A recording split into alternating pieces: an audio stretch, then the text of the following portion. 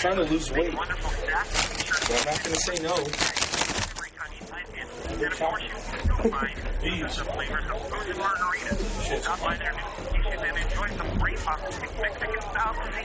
Now, right next to the Portland at 1921 South Range in Colby, sell no Theoros. Wow.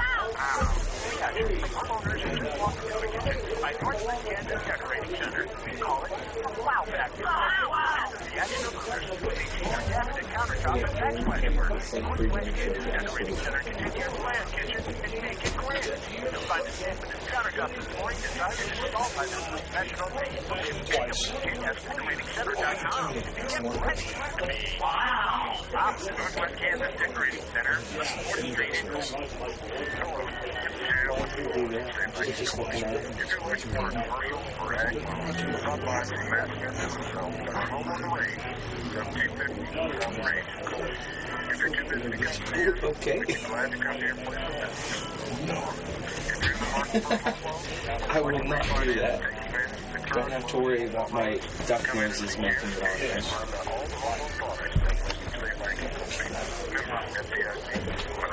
No, you do that. Welcome back to the Bunkhouse House. Probably fire me. Just fire me. Tell me to change industries. I don't want to do it. Welcome back to the Bunkhouse House. Fine. You could just pick up his string. In that case. We got a research coming up. I'm sure you do.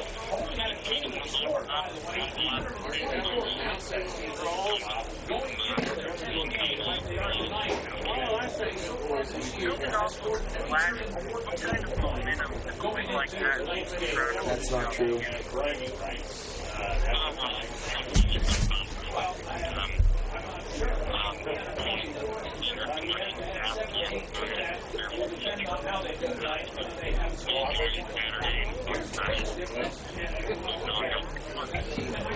And I had a chance to talk with all of their seniors on Monday night about the game a little bit about the season and the roles that they play. After talking to them, it's no surprise that their coach because they think head coach about every shot that you told me across the course of the season. They seem to be already past that game and ready to just keep on focusing on the task at hand.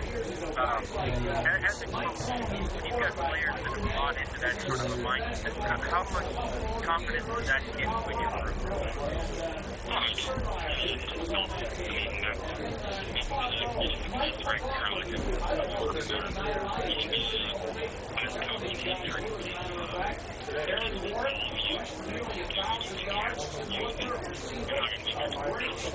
Somehow put that in there twice.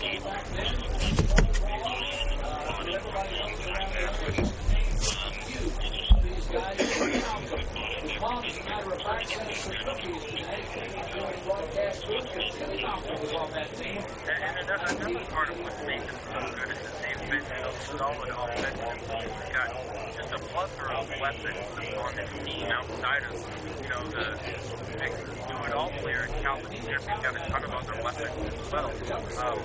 When you dish out those offensive weapons against the team that's already continued this season, what are some different ways that you can try and play free that the defense maybe already finished and see some of the same stuff?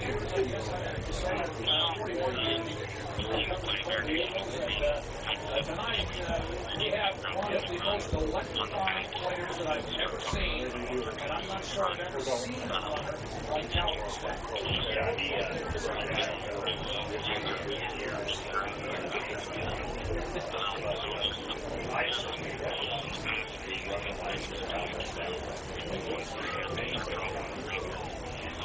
Looking back,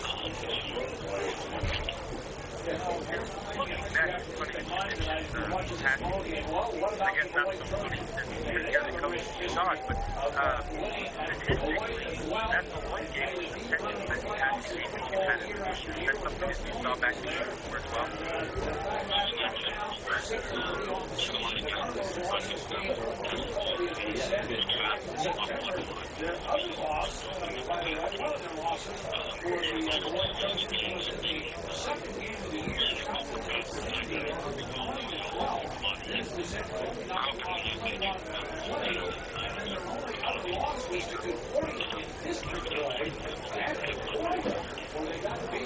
Now, adversely, looking at a team that you've already seen on the defensive side, what are some things that you may be able to go back and build and see that maybe you didn't do as well as you would like it at first activity?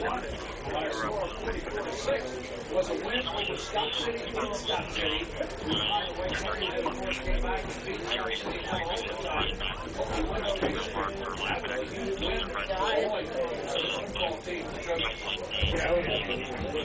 Wait till the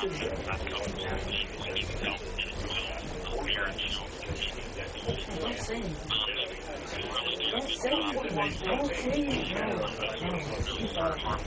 we don't want to get him too amped up.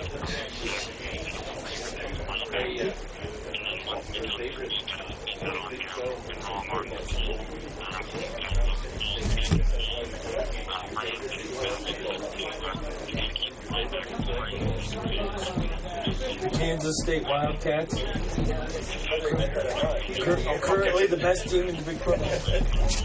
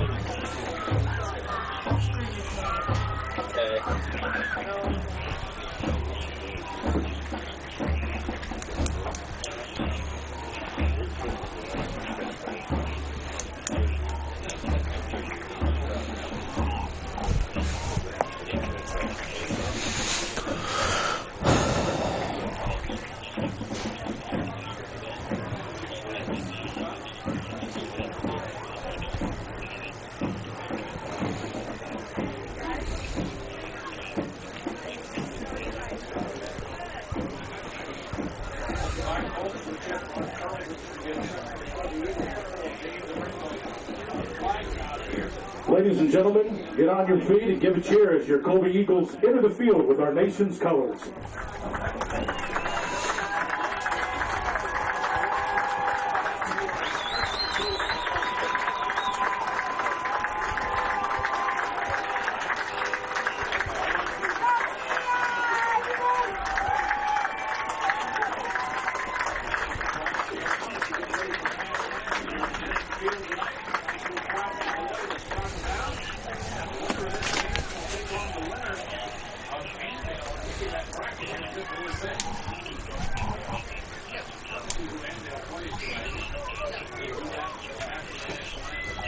Ladies and gentlemen, please rise. Gentlemen, remove your hats as the Colby High School band honors our country's flag with the playing of the Star-Spangled Banner.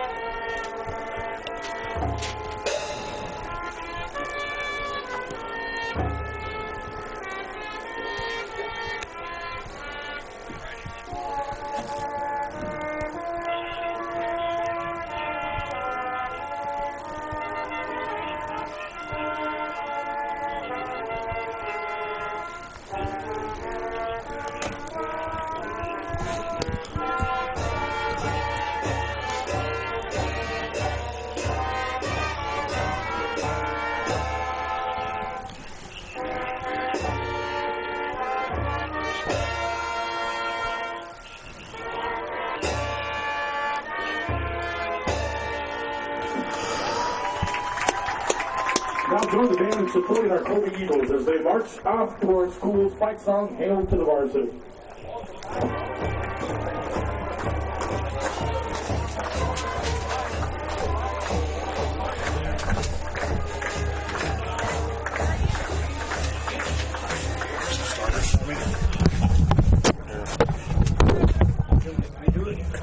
Why? You want to get in your way? I got yelled at and I put the coat on. Because I don't know when. I think I have a few minutes, but I can't.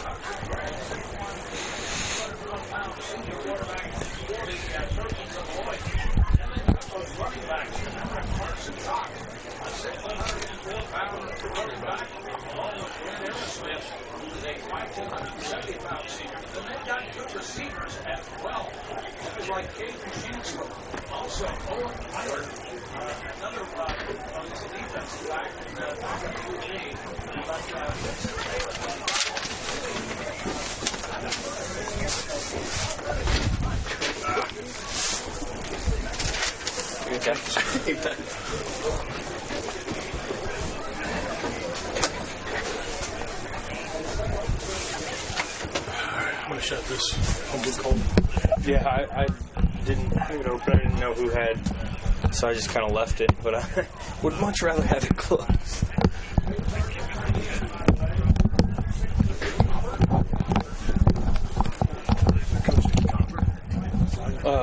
Brad Gober. Gober.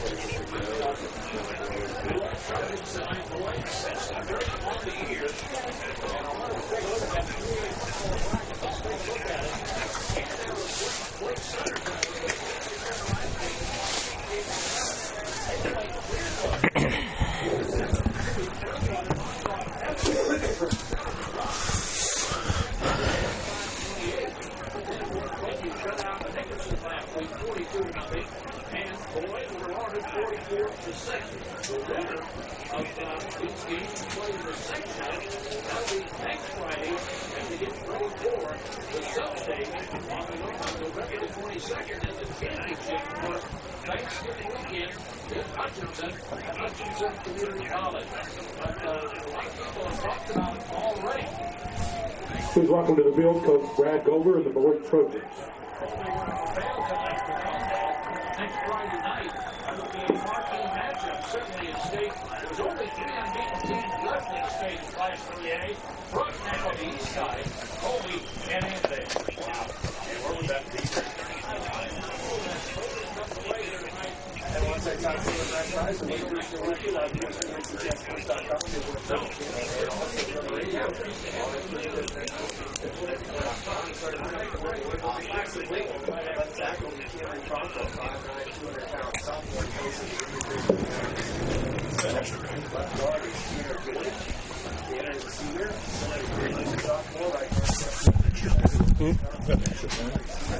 You can use that one.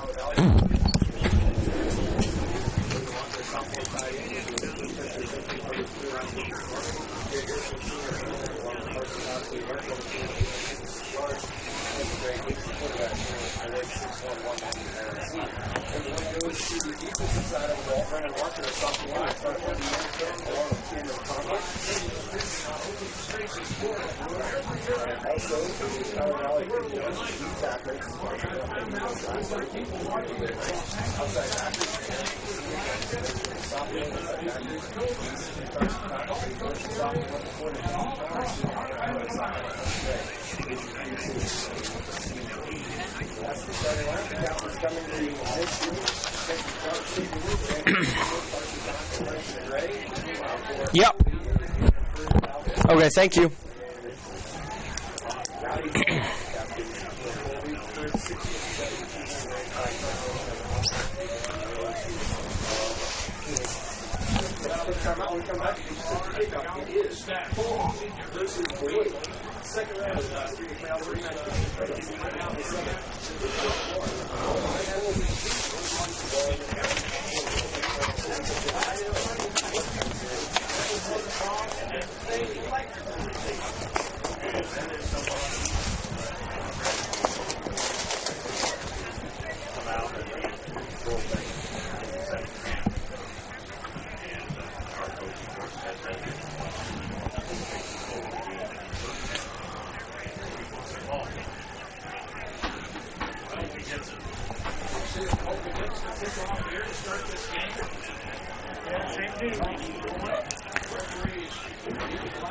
Good evening, ladies and gentlemen, and welcome into Denon Field for the second time this season against the Beloit Trojans. A rematch tonight of a Week 4 thriller. The first week of district play, these two teams played a nearly even game down to the very last second, and Colby came out the victor in that one, 21-20. And tonight we get a rematch in round 2 of the Kansas State Class 3A playoffs here.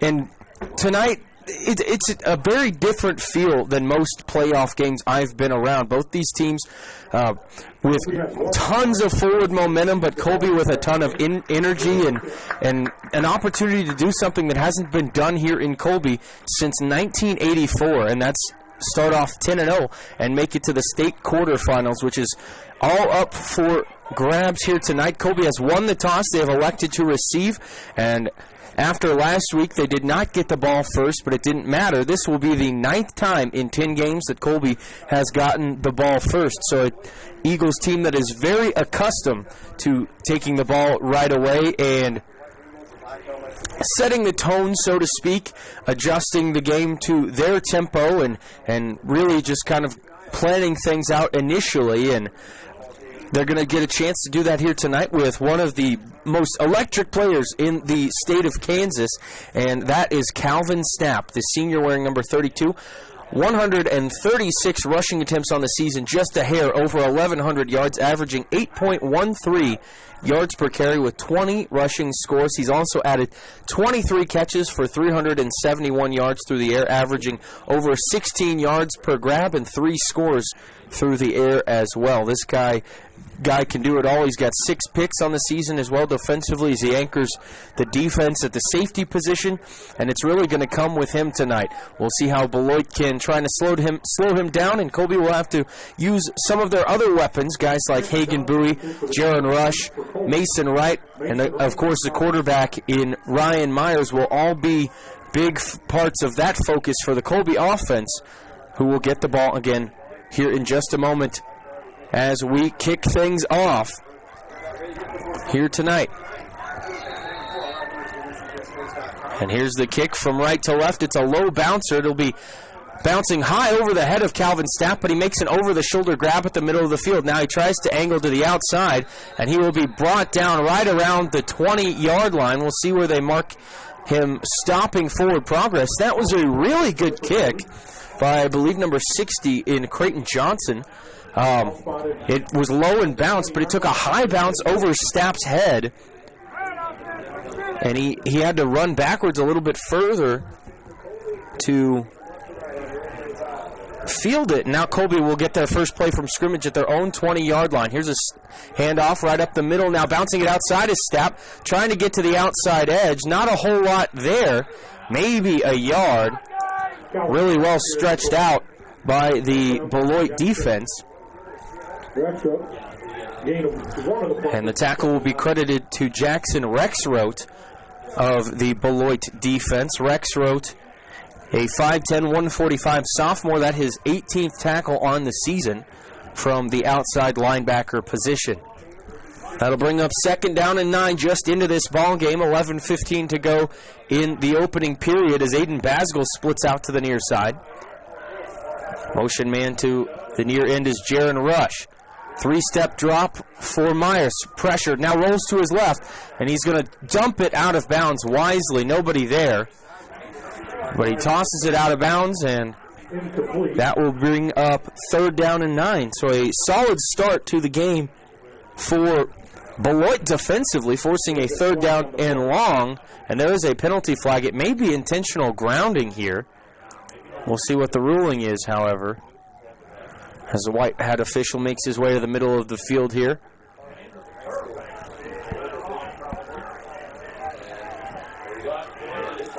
And it looks like it'll be called an illegal forward pass, potentially. So that'll be on Colby and back him up 5, I believe. And it is a loss of down, so it'll still be third down. So a precarious start 5 yards. for the Eagle offense brings up third down and 14 from their own 16-yard line.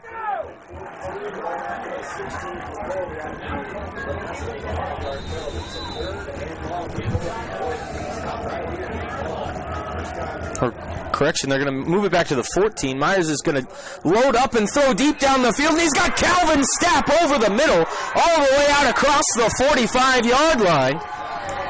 So that 14, from the 14-yard line, Myers finds Stapp on a big first down, a 31-yard pickup through the air to Stapp.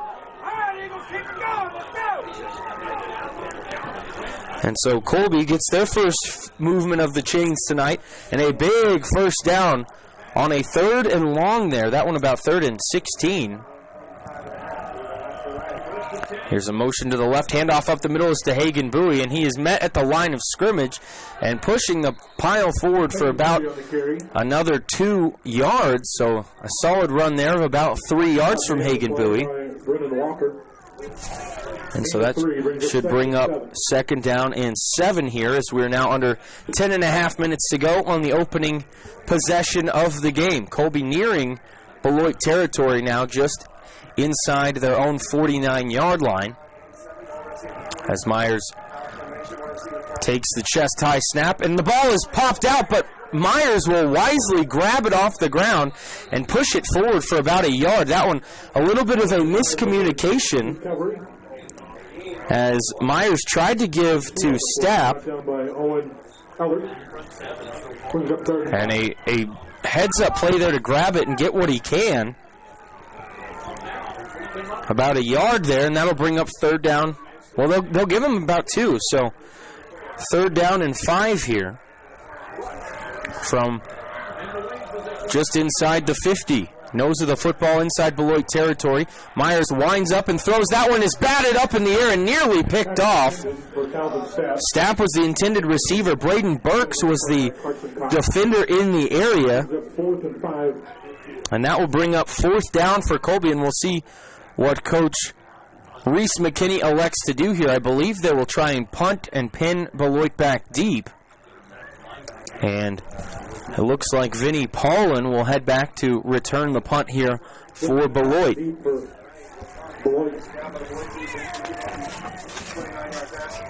Back to punt is Mason Wright here. Heels on his own 37-yard line. Calls for the snap from Aaron Kurth, and this one a low end-over-end punt, and it's going to take a Colby roll, and it's fumbled but picked up again by Paulin. Comes to the near sideline across the 30 and all the way out to about the 33-yard line. So a solid return there from Paulin, and that is where Beloit will start their first possession of the ballgame, their own 33-yard line. Correct. Well, they'll actually give them the 34 there, so an even more favorable spot for Beloit with 9:23 to go in the first quarter. Colby's drive is one of 6 plays. They get just 1 first down, and they total 37 yards on that one in 2 minutes and 37 seconds. And there is a whistle and a penalty flag right off the bat for Beloit. And a false start, so an eager start. Against the Trojans, 5-yard penalty. And the Trojans will be behind the chains right off the rip. I'll back them up to the 29-yard line of Beloit. Again, they're working from right to left as we view it from up here in the box at Denon Field. Beloit in their all-whites with black helmets. Colby in their all-blacks from head to toe. The quarterback is Hudson Gray for the Trojans as he barks out the signals. And here's a snap and a handoff up the middle, and met immediately is the tailback. And that is Carson Cox, his first carry of the night. And he gets really nothing at all, maybe a yard, if that. They're going to say no gain whatsoever. So a very well played one right there for the Colby defense. Forces second down and 15 from that very same 29-yard line. Carson Cox, the senior quarterback, 6 foot, 180 pounds, has rushed for nearly 900 yards on the season. He also has thrown for about 600. And another handoff up the middle to Cox, and he's going to get back to about the original line of scrimmage, but nothing more. A gain of about 5. They might give him a little bit more past the chain, so it'll be about 9.5 for third down here.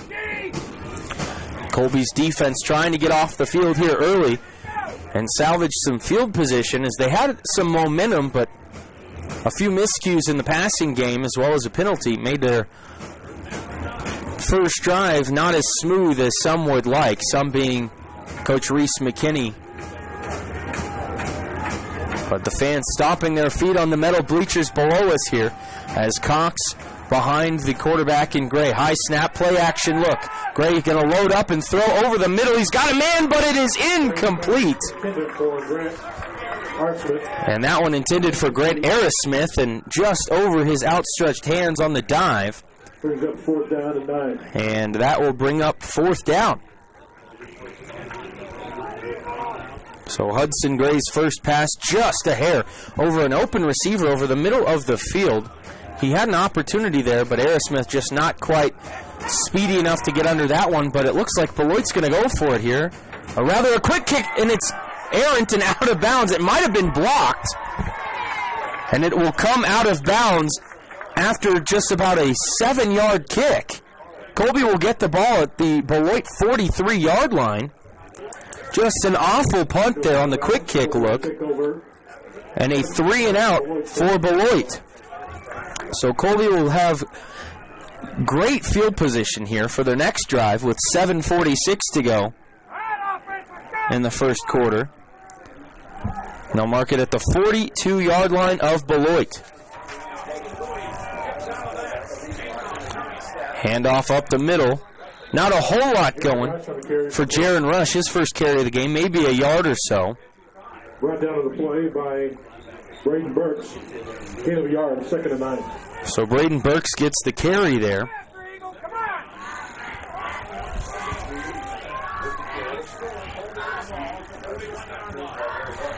Second down and about 8.5 here from just outside of the Beloit 40-yard line. Two tailbacks as Bowie motions across the formation to the right slot. Handoff is a play fake. Thrown will be Myers. He's pressured out of the left side, and he's just going to dump it out of bounds, and that might be picked off on the boundary. Pass intercepted on the play by Carson Cox. And they're going to say it is intercepted. So Colby gives it right back. 37. Just like that. Myers is trying to get it out of bounds, but it is picked off by Cox. And so Beloit gets it right back with 7:01 to go in the first quarter. And they get it at their own 37. So a rough possession there, a very brief one for the Eagles, is now 3 receivers split to the near side for Beloit. And here's a handoff up the gut once again, and nothing going for Cox. Met at the line of scrimmage yet again. Reinhardt on the stop for Landon Reinhardt in there on the action, gets the credit for the tackle.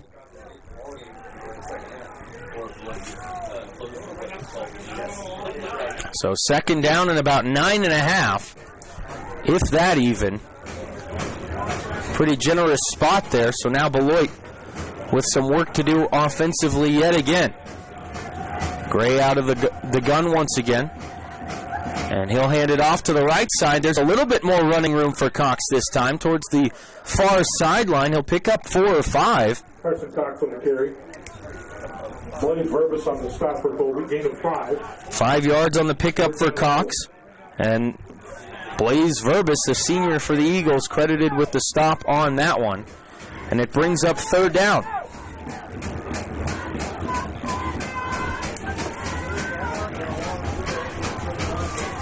So third down and about 4.5 here. Ball on the 43-yard line of Beloit.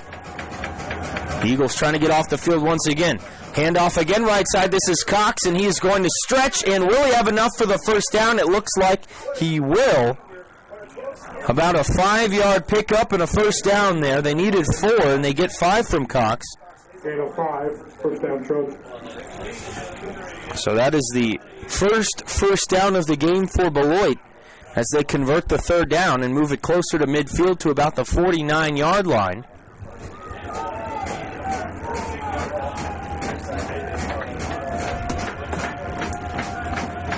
Motion man to the near side is Aerosmith. Snap and a handoff again up the middle to Cox, and he gets 1.5 yards right over the 50-yard line as he tried to jump over somebody and fell down with a thud.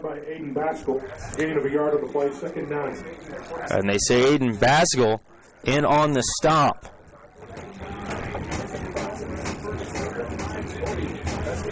So second down and about 8.5 right at the midfield stripe. Ball spotted on the right hash as we view it here. Paulin split out to the near side for Beloit as Hudson Gray steps in and takes the snap. And this one's a keeper on the near side. Hudson Gray to the outside, 45, and he's going to be brought down by the ankles as Connor Griffin makes the stop. And nearing a first down is Hudson Gray. 7-yard gain on the play. A 7-yard pickup there on Gray's first carry of the night, and that will bring up third down and about 1 yard for the Beloit Trojans. This one marked at the 43-yard line, or just inside it, of Colby. The first time the Trojans have touched Eagle territory tonight. Paulin again to the near side. This time out of the pistol is Gray as he checks with the sideline for the call here. Takes the snap and hands it off to Cox on the right edge, and he is going to be stopped short of the line to gain on that outside edge. No gain, maybe even a loss on the play. And they will say a loss as Jaron Rush gets in. And that will bring up fourth down and 2 yards to go for Beloit here. And a huge play there for the Eagles, forcing this fourth down.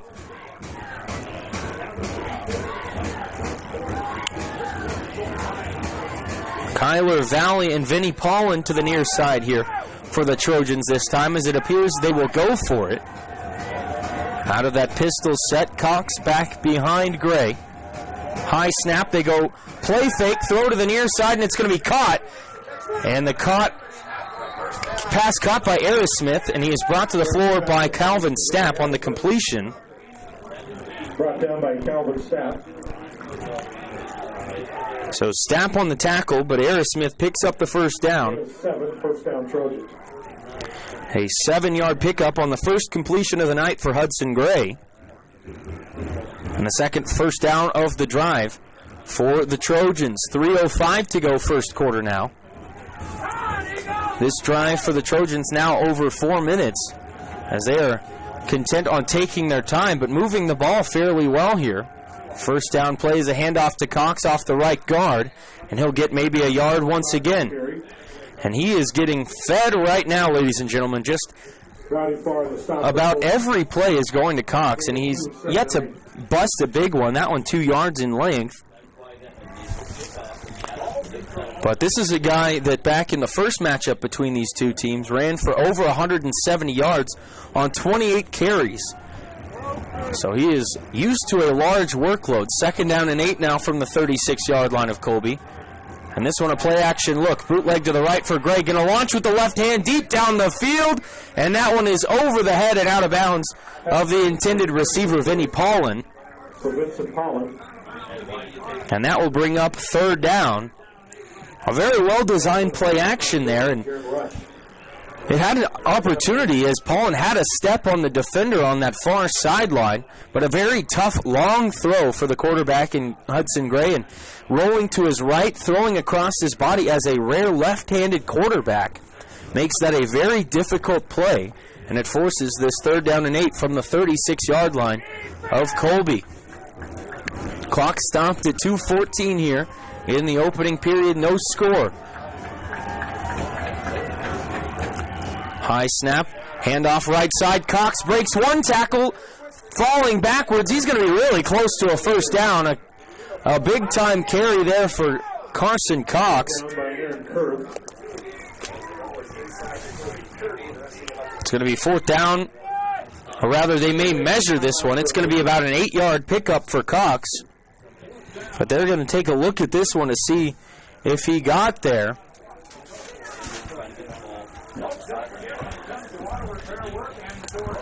But even if he didn't, I would imagine Beloit will go for it, and he'll be about a foot short here. So it'll bring up 4th down once again for the Trojans, but they've already converted a 3rd down and a 4th down on this drive. And the offense, unsurprisingly, will stay out there.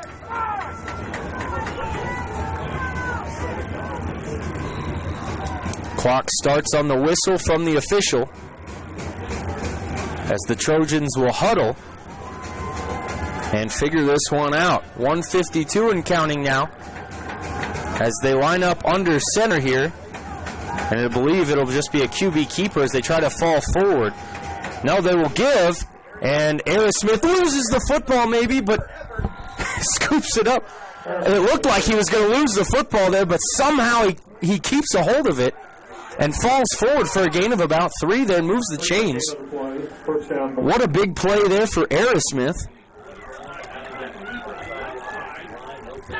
He moves the chains on the 3-yard pickup.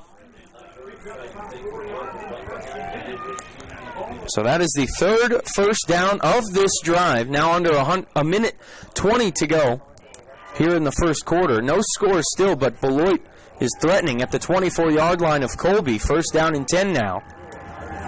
On this, the 12th play of the drive. Handoff left side, Cox fighting through the line of scrimmage. He's going to pick up close to 7 yards on that carry.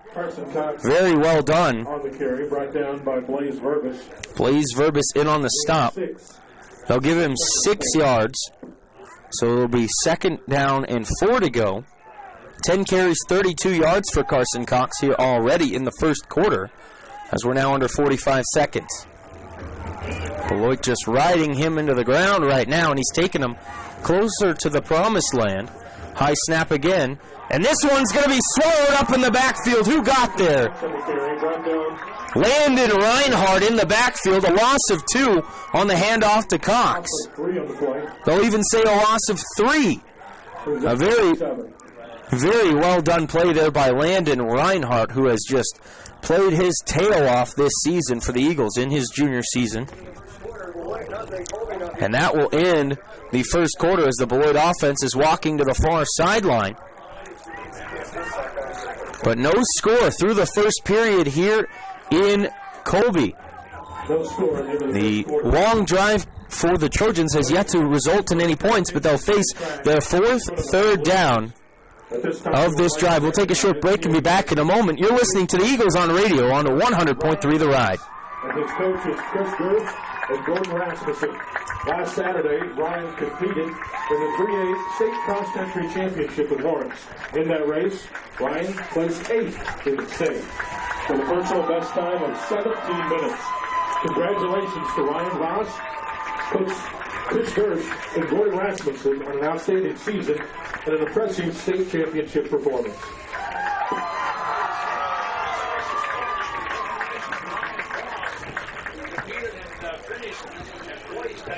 State cross-country meet this past Saturday. Congratulations to him. And also, just announced today that we'll get several girls named to the All-League volleyball team. First team, Allie Long, no surprise. And welcome back to Colby. Dennis Stanley. 49 degrees kickoff. We'll see here to look on to down for Colby. And come on, Eagles, let's get paid!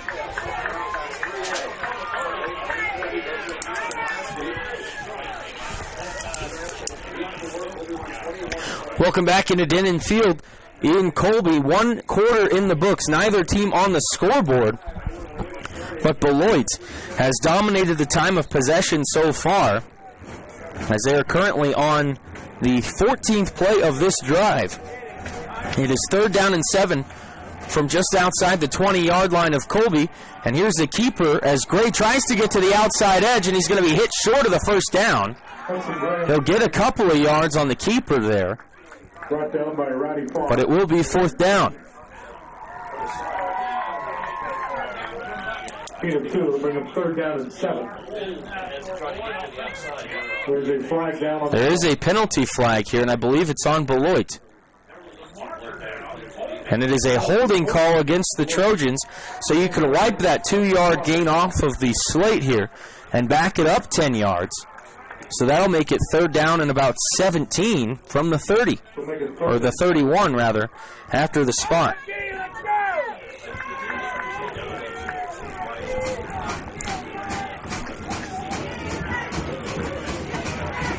So 3rd down and 17 from the 31-yard line of Colby here, just inside the second quarter. Gray going to roll to his left this time, looking deep downfield. Nowhere to go. He's going to tuck it and run on the far sideline, and he'll pick up about 6 or 7 yards, but it'll bring up 4th down and 10. We'll see the official spot. A pickup of 6 yards.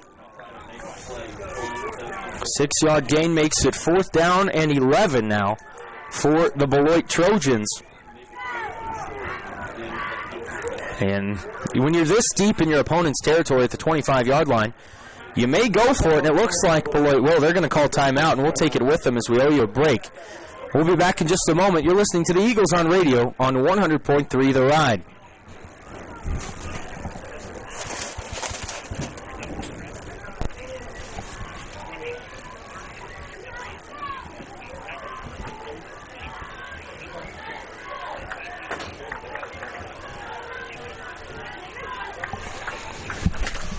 Scott City 6-0 after the first quarter.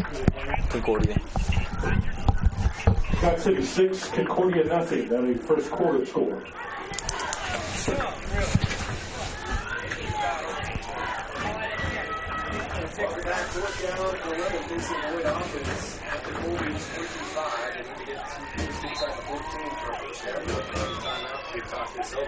Two teams are leading the match. We mentioned this. Beloit averages 31 points a game. Colby 35. Beloit gives up just 15 points. Colby just under 12. Beloit rush defense allows just 100 yards per game. Colby allows just 119. Passing defense allows 107. Colby only gives up 54 yards passing per game. And total defense, Beloit allows just 207. 11:46 to go, second quarter. Still tied at nothing between Beloit and Colby. 4th down and 11 as the Trojans going for it at the 25-yard line of the Eagles. Gray pump fakes, looks deep, throws over the middle, and it is going to be caught by Carson Cox. He breaks the tackle and gets into the end zone. Touchdown, Beloit. What a grab on the 15th play of the drive. A 25-yard completion and a touchdown. And the score has been broken into. Wow, what a play right there by Beloit, and they're going to line up and kick an extra point. And we didn't see this at all on their last time here. Good snap, good hold, and the kick is way off, no good. Anderson's kick well off the mark. And we'll go ahead and keep it right here after that one. But with 11:39 to go in the second quarter, Hudson Gray finds Carson Cox on a 25-yard touchdown grab. And it is 6-0 Beloit. And that one a huge statement drive for the Trojans as they total 15 plays and 7 minutes and 12 seconds off of the clock for the score. And that they total 63 yards in the process. So a very productive drive there for them. But the Eagles will look to answer here. They had an opportunity on their last drive as they got great field position off of a horrible quick kick punt from Hudson Gray. They started at the 42 of Beloit, but 2 plays into it, Ryan Myers threw a pick and gave it right back.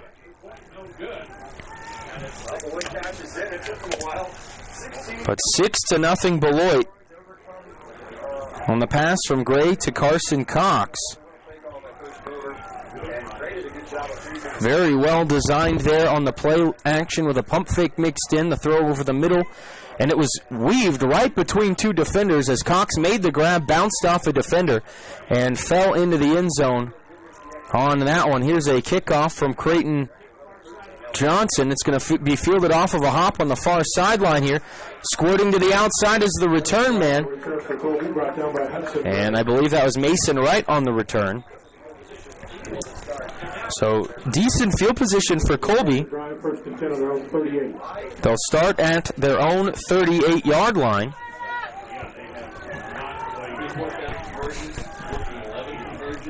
And the Eagles have yet to get anything going offensively. Here's as good a chance as any. Myers takes the snap. Play action look. He'll keep it up the middle and run forward for about 6 or 7. Quarterback keeper there for Ryan Myers. Grant Aerosmith on the tackle there from the linebacker spot. 7-yard pickup from Myers.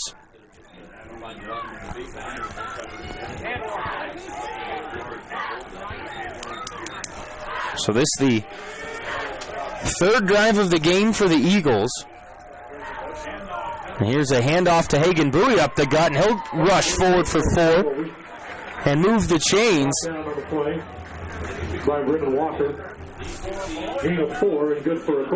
And that will move the chains for the Eagles. Just their 2nd first down of the game so far.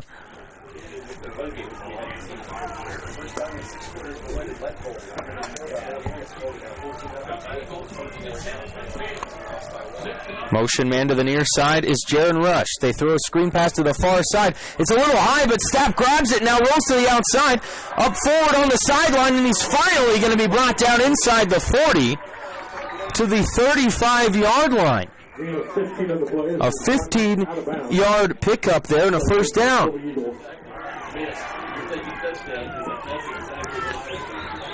So 2 passes complete tonight from Myers, both to Stapp, totaling 46 yards. And the Eagles moving the ball well here, now at the 35 of Beloit, 1st and 10. High snap again, handoff to the near side. Stapp breaks 1 tackle in the backfield, reverses his field, and gets up to about the 30-yard line, so a pickup of near 5. Solid run there for the Eagles.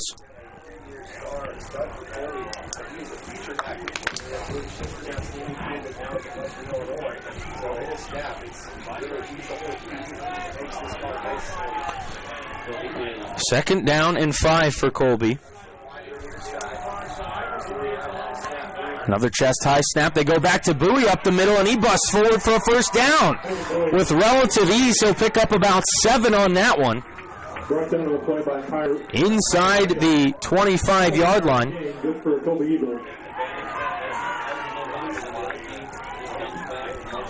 Another first down for Colby. Their 3rd on this drive alone. First down and 10 now from, they mark at the 23-yard line here. And they run the stretch play to Stapp once again. Tries to get to the outside edge and does. Makes a man miss, and he's going to be ankle tackled inside the 15. Down to about the 12, but a penalty flag and a hold will bring this one back. The umpire makes the call there, and that'll back this one up, erasing about an 11-yard pickup from Stapp. We'll see the spot foul.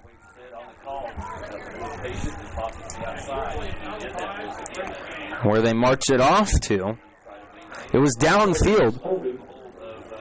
So it'll be a 10-yard penalty. Which will make it 1st and 12. But grand scheme of things, it was 8 yards downfield, so that makes it first down and 12 to go from the 25-yard line. So ultimately, really a 2-yard penalty. They go back to Bowie up the middle, and he's hit hard, but he falls forward, and he picks up 2 on the play. He's going to be close to the original beginning line. Gain of 2 makes it 2nd and 10. Hagen Bowie, the big-bodied running back, doing a lot of the work on the interior here, makes it 2nd down and 10 from about the 23-yard line. 3 bunch to the far right side. Jaron Rush, the tailback, he'll get the call here. Or rather, a keeper as Myers fools me, and he'll rush forward inside the 15-yard line, down to about the 10. Owen Eilert on the stop, but Myers fooled me. And a 12-yard pickup and a 1st down for Ryan Myers.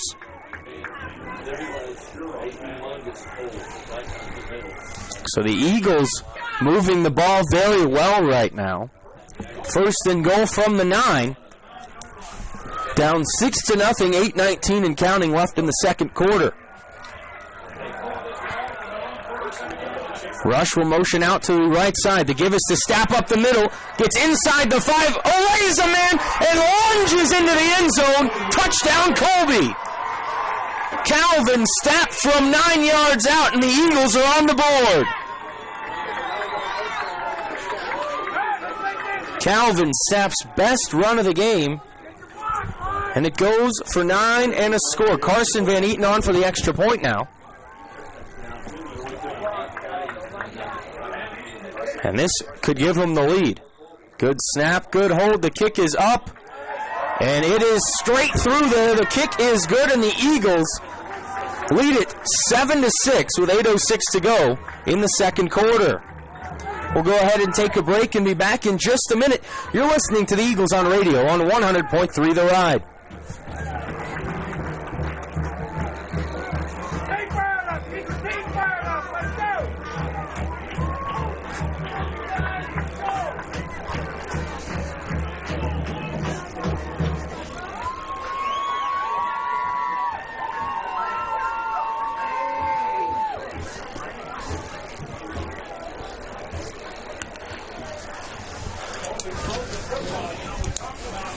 Beloit driving the ball down the field and making other plays. Colby came back and did the very same thing they've done all year long.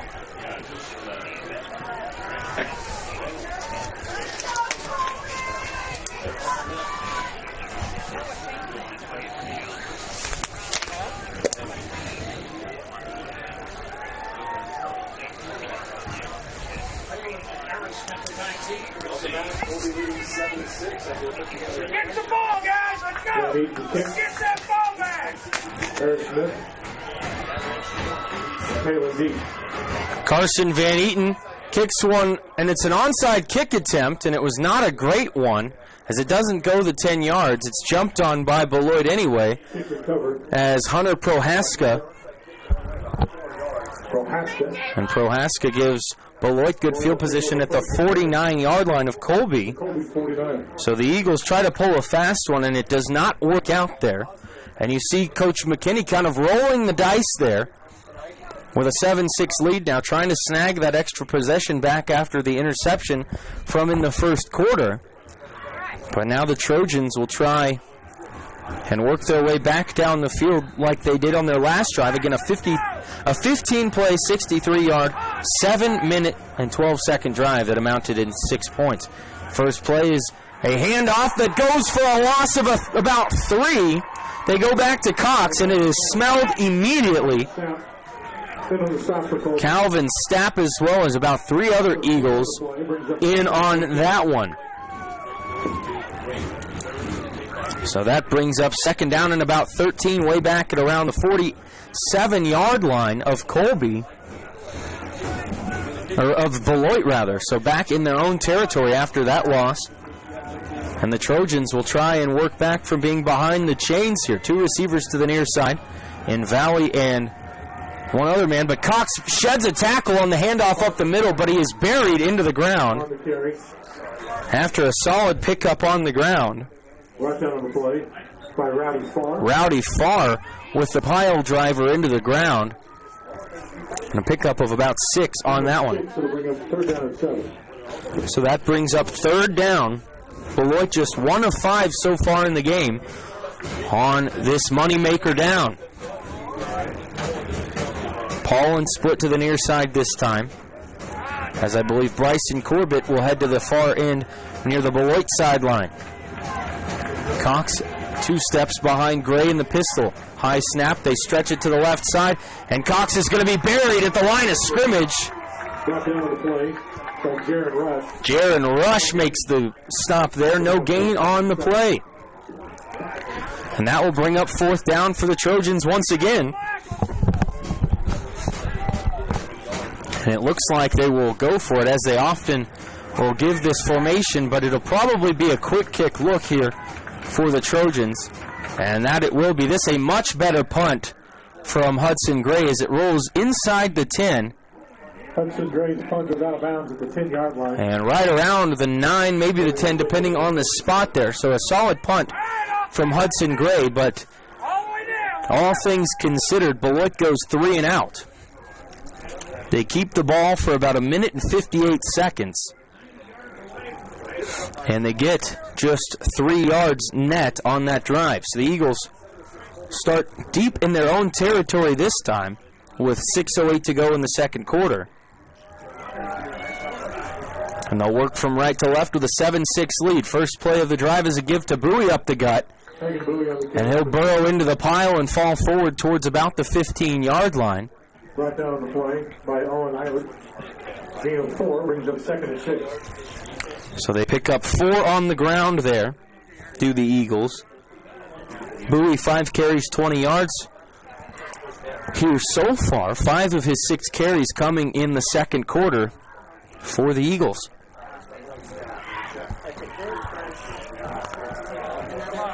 Receivers split out to the far side. Rush motions towards that direction. They give up the middle for Stapp, and not a whole lot going. He might have gotten back to the line of scrimmage, but nothing more. And that will bring up third down. Stapp on the carry for Colby. Brought down by Carson Cox. No gain on the play. Tailback Carson Cox plays linebacker as well, and he gets the stop there. And that will bring up third down, and about 5.5, 6 to go here. Scoreboard reads at the 14-yard line of Colby. Motion man is Stapp to the near end. He'll go back to the far side, and they pitch it out to him. Tries to get to that edge. There's that speed, and he's going to make a man miss and reverse back to the near side. He's got a convoy. He could go the distance. 50, 40, 30. See you later, Calvin Stapp. Touchdown, Eagles. 86 yards to the house, and the Eagles extend their lead to 13-6.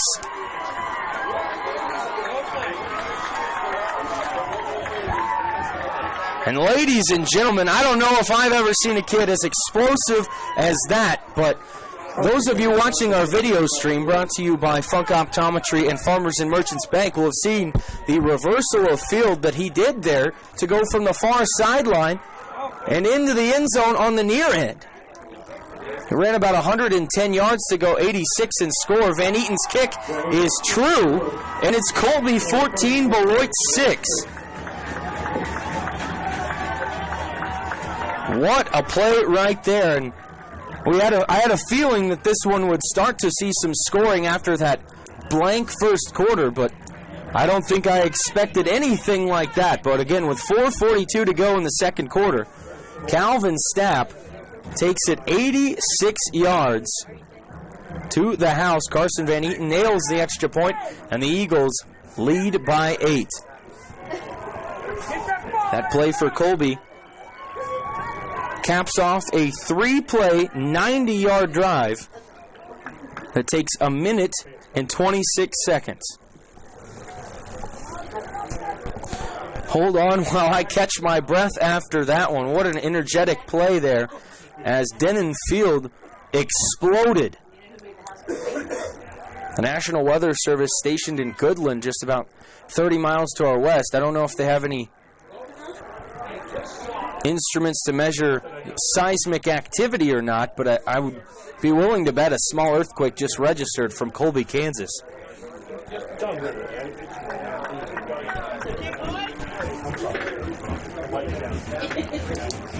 So now Van Eaton lines it up. The last time over here, he tried an onside kick. This one high and short, but it's scooped up by the up back and met immediately by a trio of Eagles right around the 37-yard line.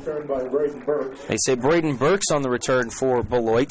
Burks, a linebacker, 5'9", 200 pounds.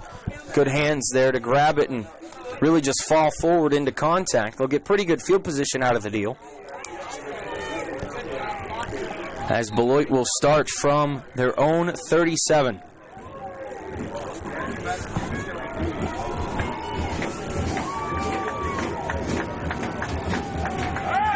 A look for an answer here as the Eagles defense tries to stand tall once again. High snap. They hand it off near side, making a man misses Cox, and he lays another man and falls forward across the 40 to the 42-yard line. So a pickup of about 4.5. Landon Reinhardt on the stop yet again. So second down, 6 yards to go. 15 carries, 36 yards for Carson Cox. He has one catch for 25 yards, which is the touchdown for the Trojans as well. And so you see the abilities of their solid senior running back. Here's the second down play as Gray takes the snap and again rides it over left side. Cox again makes a man miss, and an awkward fall around the 45-yard line, but he gets up just fine. That's the type of fall where you'd be concerned about a knee. But Cox picks up 3 yards and gets back to the huddle like nothing happened. That brings up another third down, the 7th of the game faced by the Trojans already. Just 1 of 6 prior to this. They are 2 of 2 on fourth downs, however. Eagles fans making their presence known yet again. Gray calls for the ball. They try to get the Eagles to jump, and they do. Encroachment on the Eagles should give, and they will. So a 5-yard penalty for Colby will give Beloit a first down, and that one just a frustrating one.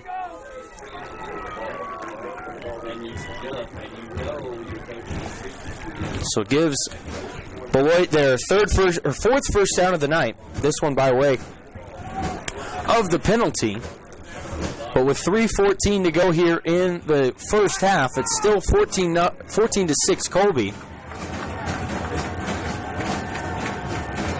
Gray with his feet just in front of the 45. Hands off left side. Rather fakes it. Now he's going to be off to the races. To the near sideline, inside the 30. Olesa, man, steps back in, and he's finally knocked out of bounds. Around the 20, and man, another great play, but it looks like there is a penalty flag. So a 30-yard pickup from Hudson Gray will be backed up.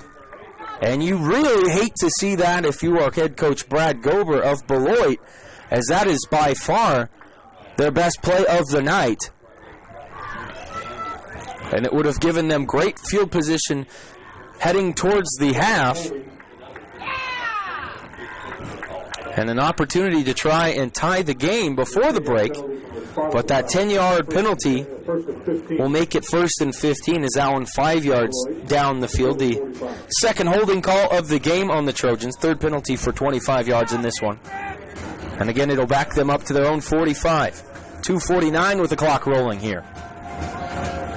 Trips to the far left.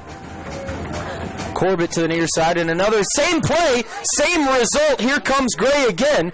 He's got the first down, and then some, and he's finally out of bounds at the 25-yard line. So the exact same play, and he runs for 30 yards and picks up the first down.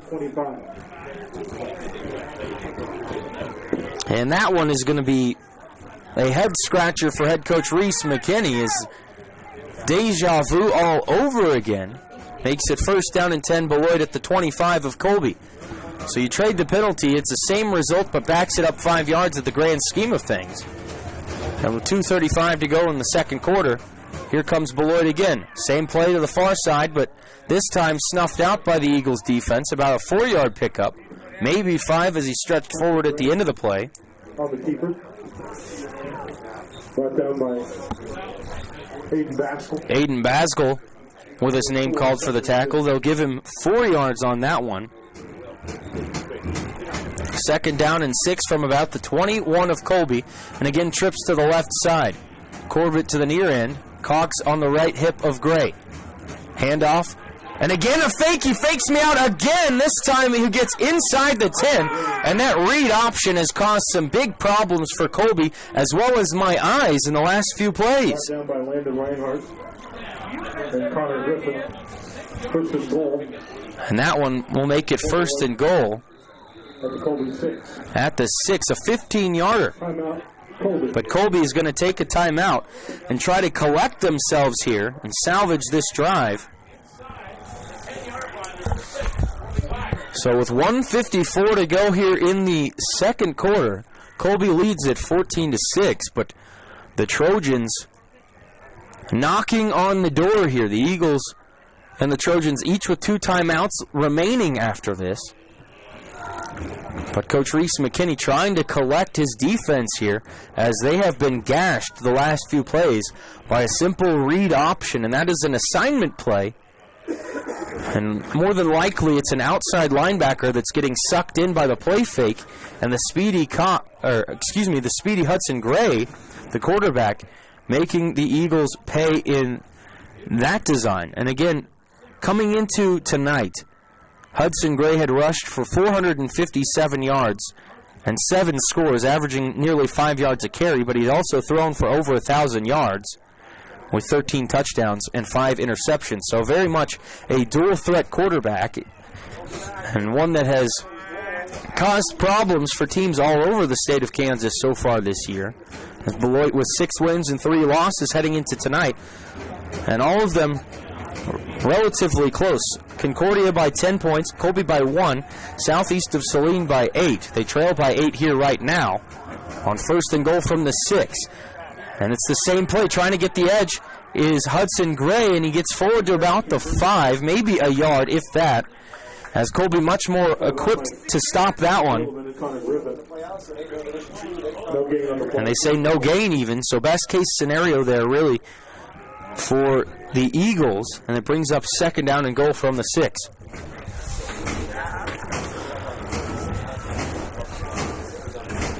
Kyler Valley will head out to the far sideline for Beloit. He'll be split near the sideline, about 5 yards from the boundary. Vinny Paul into the near side. Cox directly behind Gray. Aerosmith, the lead blocker here. They give it to Cox, and he's going to be stood up at the line of scrimmage, hit initially by 2 different Eagles, and Aaron Kurth finishes him off.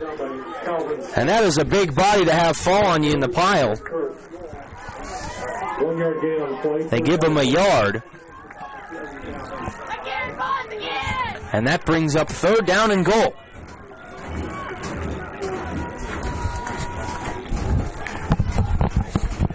This more than likely is 4-down territory for Beloit here after the way their extra point went down after their touchdown. They have 2 downs to get 5 yards here. The Eagles defense trying to shut them down. Gray steps into it, calls for the ball, gives the play fake, throws to the left sideline. It's going to be caught on the far end, close to the sideline, and the goal line. Gray makes the grab, Gray makes the throw, and I believe it was Cox that made the catch. I'm all sorts of out of sorts here, but the third down is not converted, but they do get 3 yards. And that brings up fourth and goal. And timeout will be called, I believe, by Beloit. They're going to let it run down a little bit here because they don't want to give Colby any time to try and get something done. As the clock ticking now under 20 seconds. Both teams with 2 timeouts here, and they're going to wait till the very last second in the play clock before they call this. Try and make this as close to the last play of the half as possible. There's the whistle, and the clock will stop with 12.1 on the scoreboard. So a big fourth and goal here. And on the season, Colby's opponents heading into tonight were just 3 of 16 on fourth downs. So far today, Beloit already 2 of 3. 3 of 3. Correction, I'm missing a check mark on my drive chart.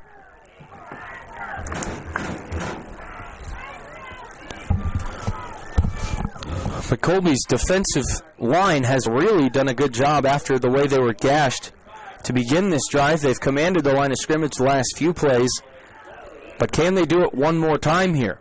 A lead heading into the break would be massive, as Colby will kick the ball off to Beloit to start the third quarter. So any cushioning is helpful.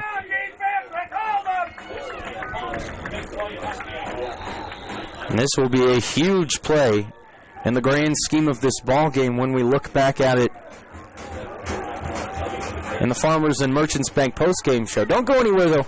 After the end of the second quarter, we will have the Cornerstone Ag halftime show. Take a short break, and we'll come back, look at halftime stats and analysis of the first two quarters. Big package. Lots of big fellas on the line here from the 2-yard line. Play action look. Rolling out is Gray. Throws across the end zone, and it is caught. A play action throw. And the tight end makes the grab.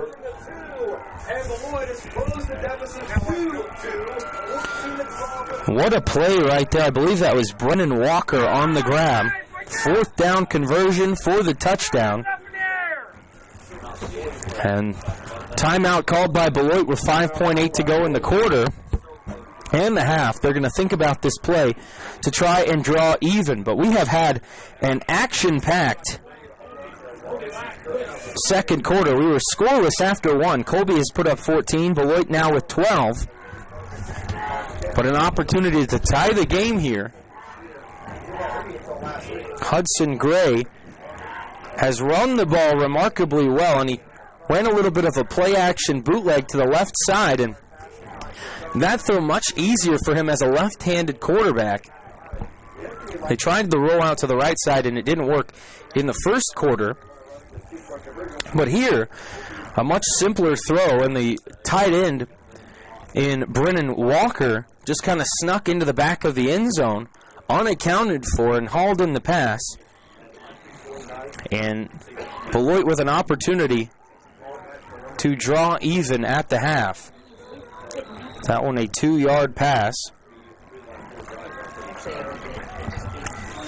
But this will be a large play as well, as the first time these two teams met, Beloit was just 1 for 3 on 2-point conversions.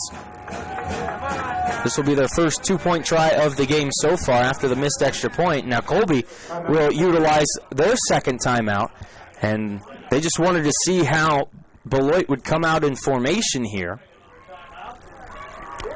and better be able to counter it that way. A little bit of chess going on between the two head coaches here before halftime. Again, 14-12 Colby right now. 5.8 seconds left in the second quarter. But Beloit trying to draw even right at the halftime buzzer. And the Eagles trying to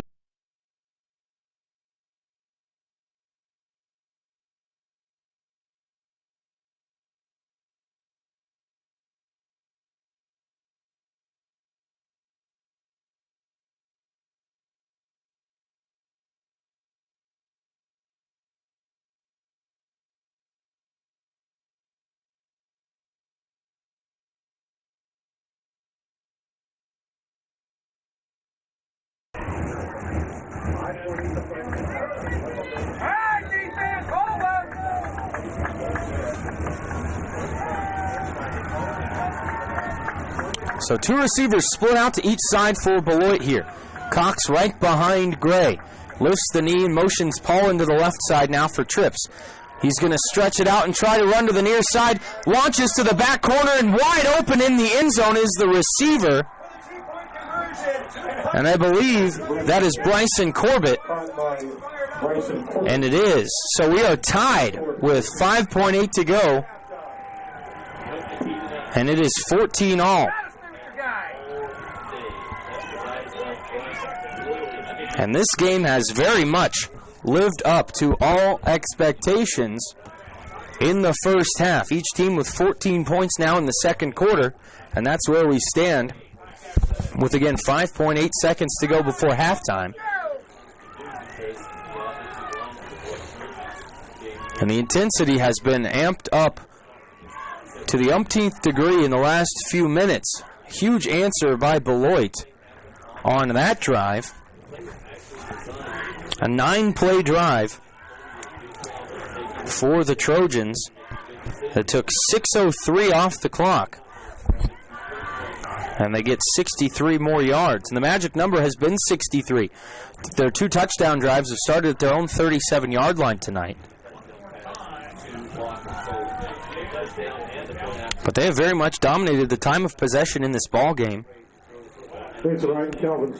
Over 14 minutes of the contest, the Trojans have possessed the football as Creighton Johnson will tee up the ball on the near hash for this one, and more than likely he will just squib it down the middle of the field and try and get Colby to run out the clock here before halftime.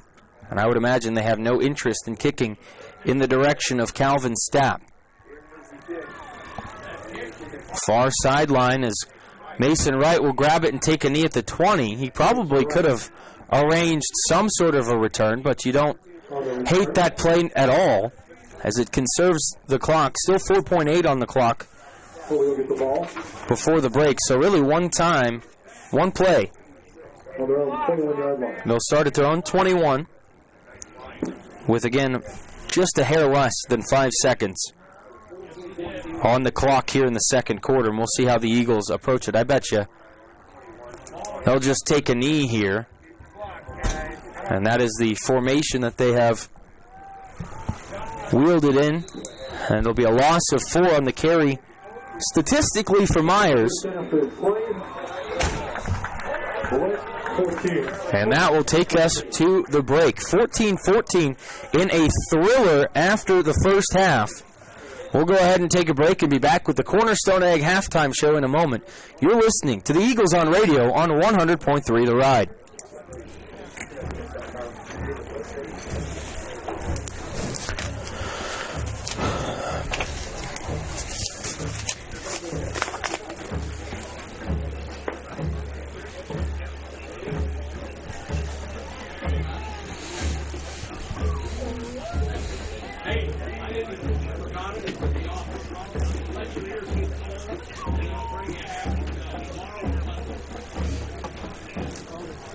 Ladies and gentlemen, welcome to tonight's halftime performance of the Colby High School Marching Band. This year's theme for their show is the works of Bon Jovi.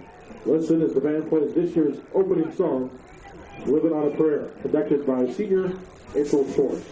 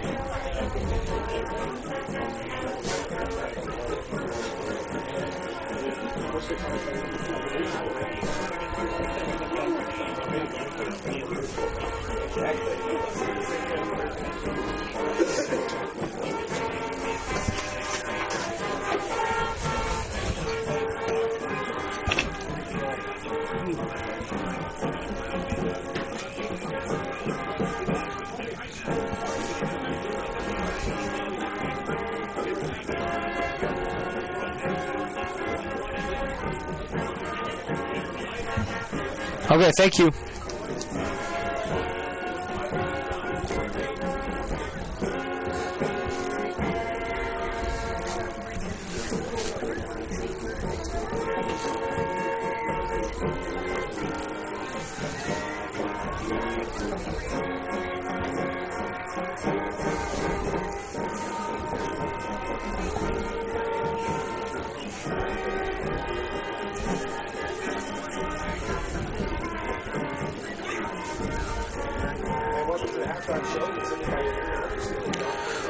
Welcome back to the Cornerstone Ag halftime show.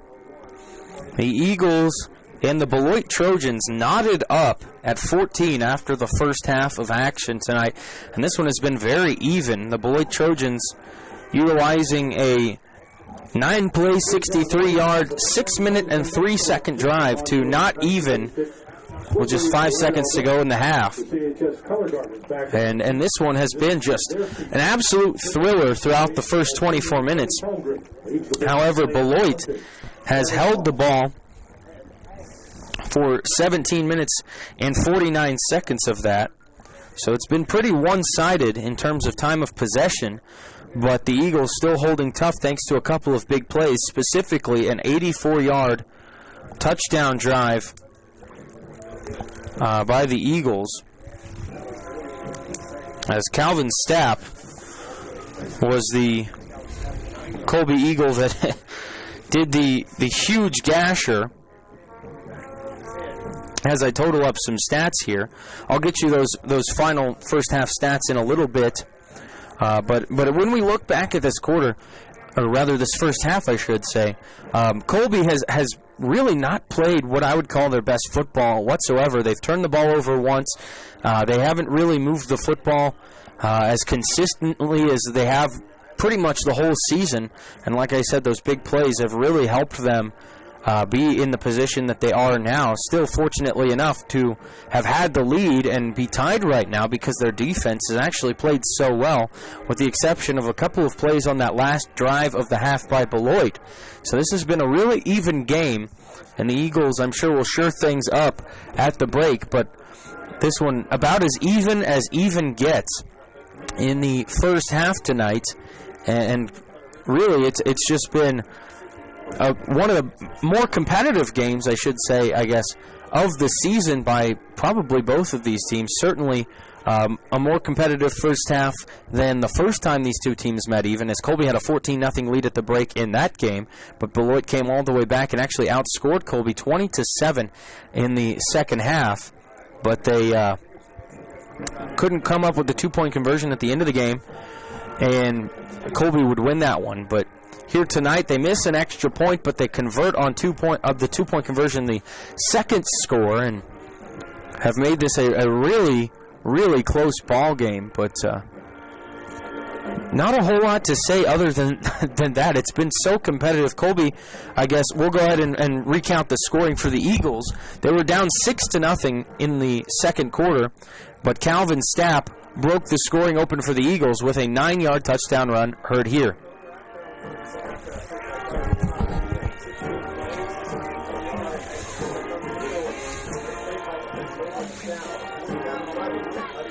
And the Eagles would then take the lead on the Carson Van Eaton extra point, 7-6 with 8:06 to go in the second quarter. And about 3.5 minutes later, the Eagles would start a drive at their own 10-yard line. But on the third play of that drive, Calvin Stapp would strike again.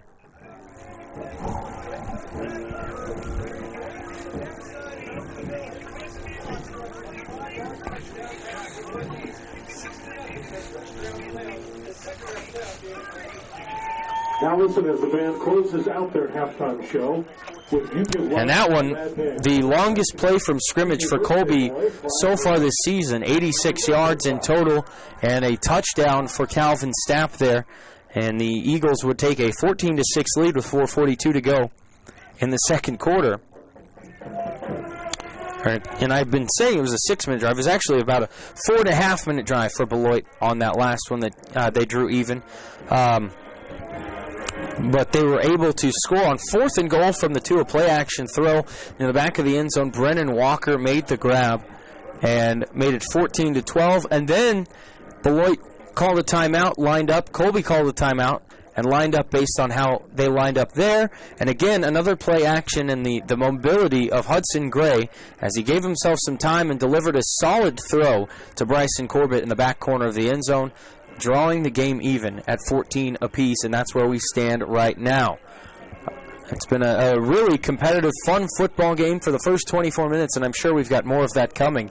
But we'll go ahead and take another break and be back in just a bit. I'll give you your first half stats in just a moment. You're listening to the Cornerstone Ag Halftime Show on 100.3 The Ride.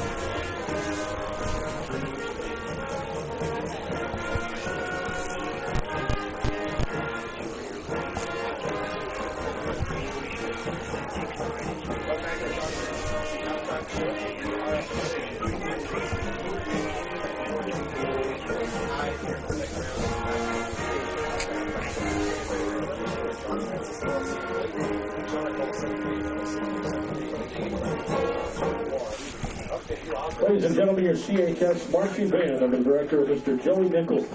The flags have been taught by volunteer flag instructor Sue Creight of the class of 2011.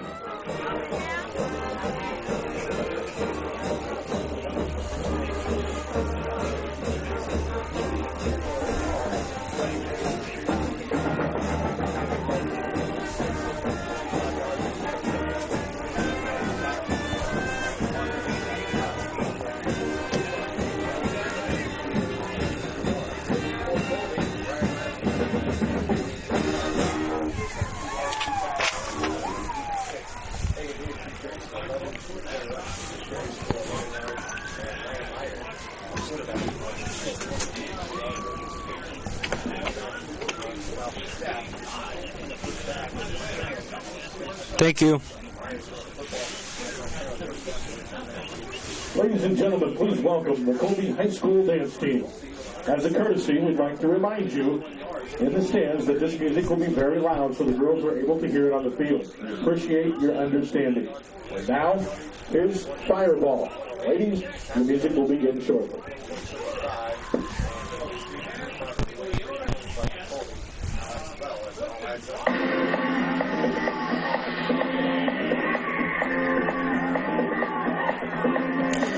Welcome back to Denon Field as the Colby High School dance team performs down on midfield here. Still a few minutes to go before we begin the second half of action. Again, Colby and Beloit knotted up at 14 at the break as Colby, led by Calvin Stapp, 5 rushes, 101 total yards, 2 touchdowns, 9 yards and 86 yards in length.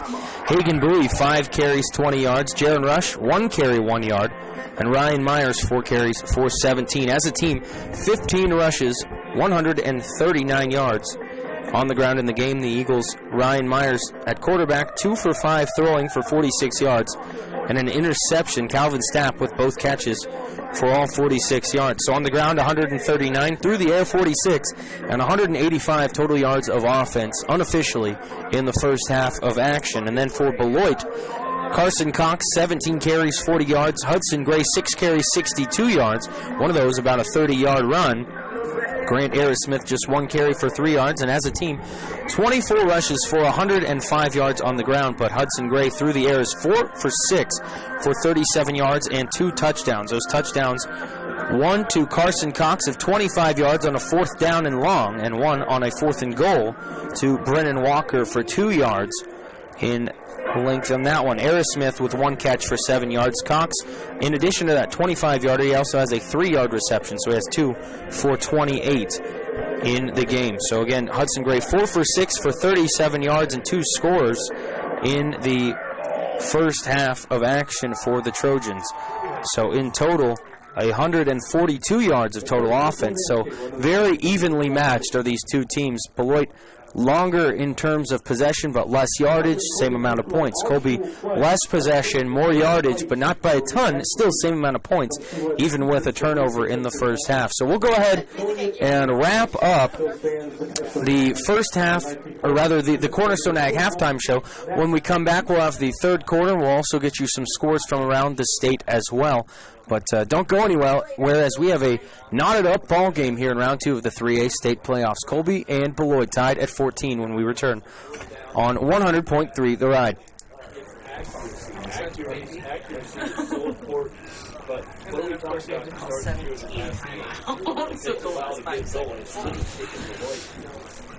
You could say the whole season to get where we're at now, to have multiple receivers, because you got to all take one guarding your best receiver and one. You're not going to probably get a whole lot of yards. If that's taking someone away in the secondary, then the other guys are going to be able to take advantage. Or is that off? And that's where We're off right now. Oh, okay. the run game. He's canceled. Colby coming in, and you said that week they were going to take him away, and they've done it just 14-15 tied the break. Back in the second half.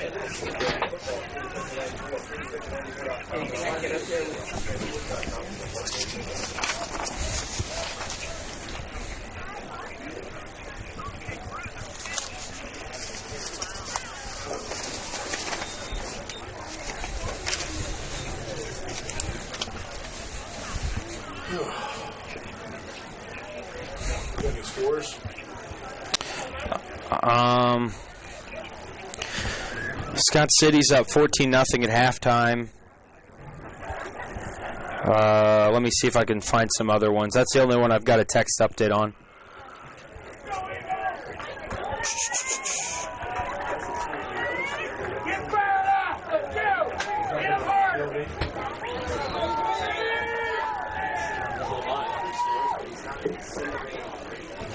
Halftime score, Scott City 14, Concordia nothing.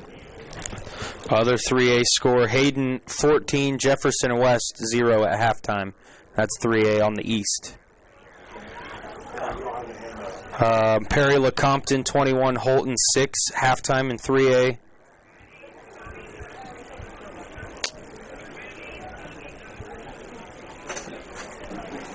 Wichita County leads number 1 in 8-man 1, Clifton Clyde 40-38 in the fourth quarter.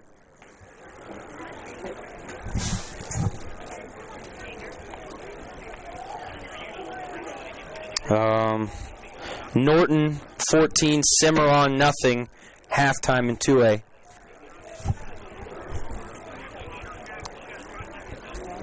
Thank you, Dakota. That's about all I got right now.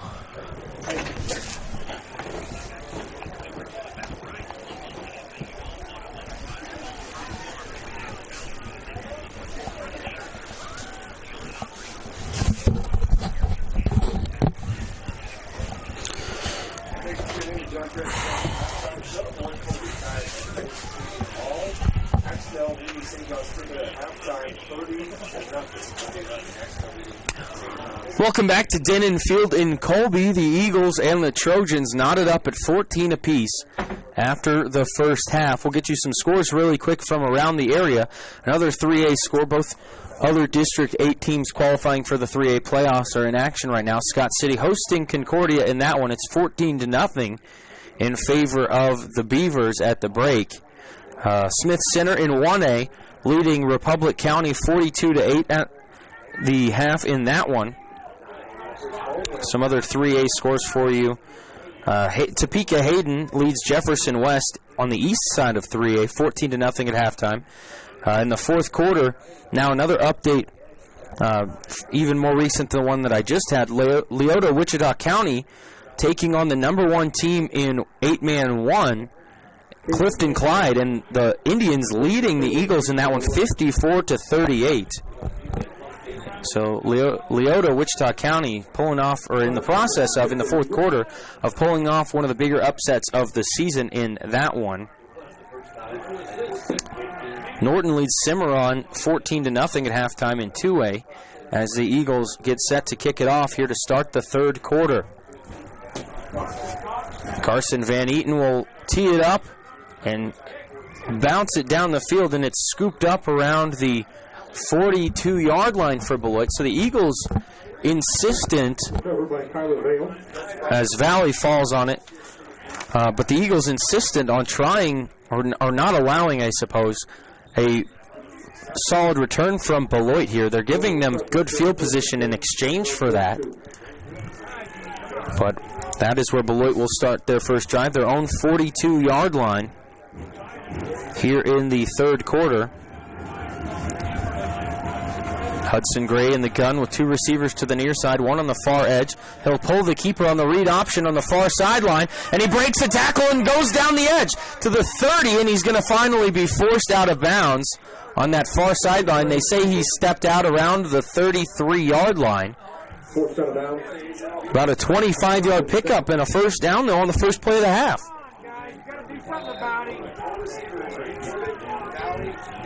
Beloit will have a 1st and 10 from the Colby 34. So they'll give him about, let's do some math here. 8 and 16 is 22. You just heard me calculate in my brain live on the air. My math skills are not the strongest in the moment, but it is a 22-yard pickup for Gray, and he hands it off to Cox up the gut on this play, and I don't believe he got anything. Maybe might have gotten back to the line of scrimmage, if that. They'll say he actually lost about a yard. Bowie on the stop for Colby, lost of a yard, 2nd 11. Gotta have that ball, guys. Come on. So that'll bring up 2nd down and 11 from the 30, about the 34-yard line here of Colby, as we have just begun the third quarter. Under 11 minutes, though, to go in the period. Trips to the near side, 1 on the far end again. They give it again to Cox, and he will spin off 1 man but fall forward to about the 30-yard line. Pickup of about 4. Gain of 4 brings up 3rd and 7. And so that brings up 3rd down. 3rd down and 7 here. 10:30 to go in the third quarter. Tied at 14. And we'll see what Brad Gober and the Trojans dial up on this 3rd down. I would guess that if they don't get it here, if they do get a couple of yards, they will definitely go for it, the way they've had success on 4th downs throughout this game. But it looks like we have a stoppage, and there are some lights on the far edge. And this happened a couple of times last week, but there are a ton of Eagles fans, and I would imagine some Trojans fans lining the outside of the fencing with their vehicles pointed in, watching the game from the warmth of their vehicles. And if you're listening and you have your lights on, if you'd do us a favor and turn those lights off, that would be great, as we cannot resume play until those lights turn off. And I believe we got it solved. Thank you, those of you listening from your cars. But it will be 3rd down and 7 from the 31 here, reads the scoreboard. High snap. Keeping it is Gray. Tries to cut to the outside, and he does, but he's going to be lassoed by a couple of Eagles short of the line to gain. Looks like he got about 5, maybe 6 on the play there. Calvin Stapp gets credit on this, and they're going to say he was down well before I thought, so just a pickup of 2 for Gray there on 3rd down. And that will bring up 4th down. We'll see. It looks like Beloit will go for it here, as it is now 4th down and about 4.5 from the 29. Trying to get the Eagles to jump with a hard count. They stay on their side. Gray will check with the sideline and bark out some signals. Wipes off his hands and takes the chest-high snap. Rolls to the left. Launches deep down the sideline. He's got a man, and it is caught for a touchdown.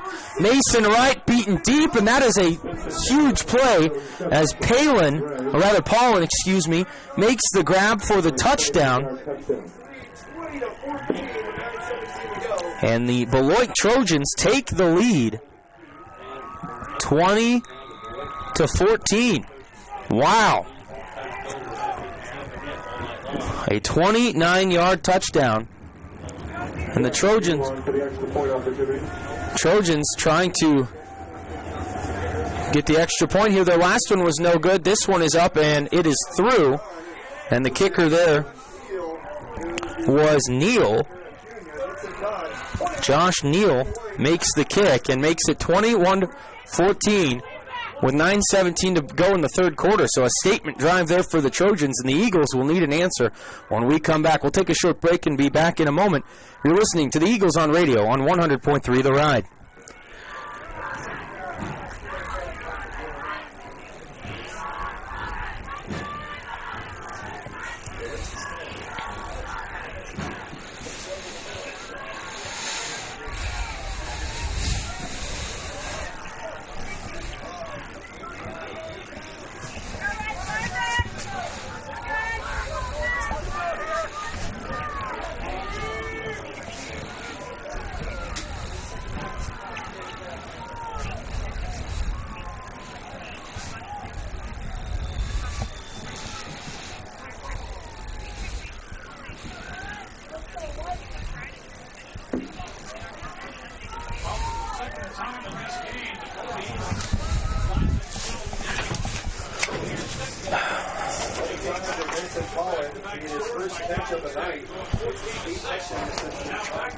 Calvin Shannon and Mason Wright deep for the Eagles.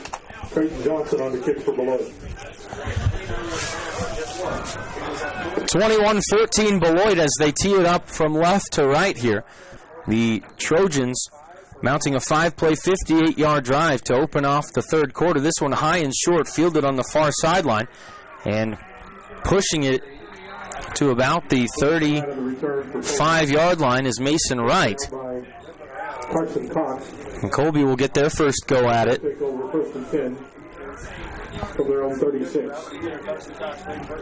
They'll start at their own 36-yard line here, so not terrible field position by any means, but the Eagles, for the second time tonight, find themselves trailing, and this is the latest in any game this year that the Eagles have been behind in a game, as Bowie motions to the left side. Hand off to the near edge. It's Stapp trying to get to the end, and he's going to be lassoed and brought down by a couple of different Trojans. About a half-a-yard loss on that one, read very well by Beloit. Owen Eilert on the stop. Eilert will get credit for the tackle, joined by Jackson Rexroth, says the PA announcer Chad Jones. So no gain there after the well-played defensive move there for Beloit.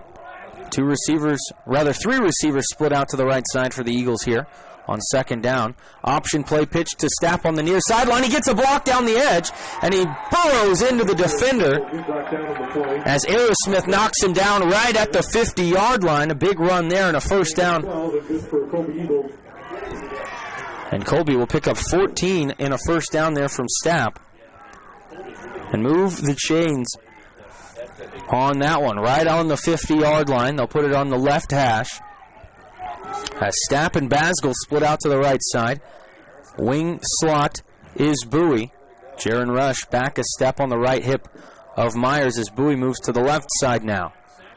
Here's a snap and a handoff to Jaron Rush. Makes a couple of men miss, but the second round of Trojans stop him after a gain of about 2. So Jaron Rush with a 2-yard pickup there.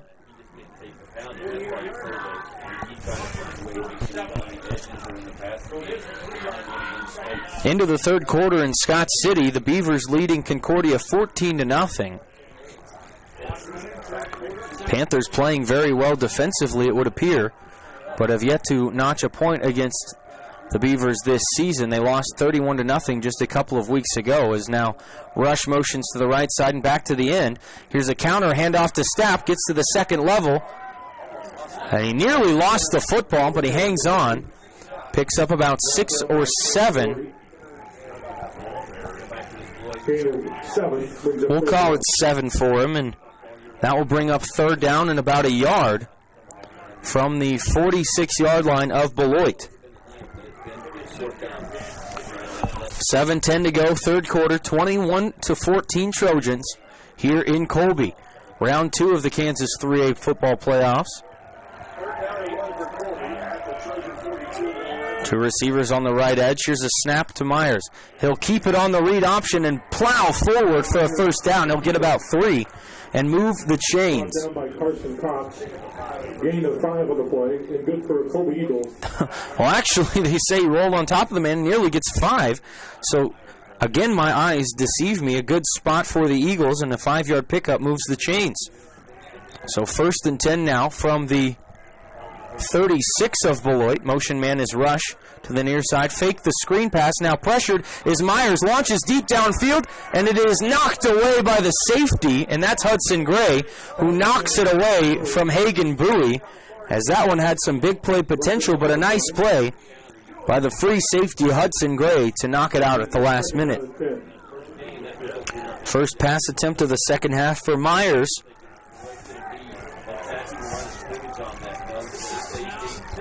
Second down 10, ball in the 36 of Beloit. 6:42 to go here in the third quarter. Eagles down 7, looking for an answer here.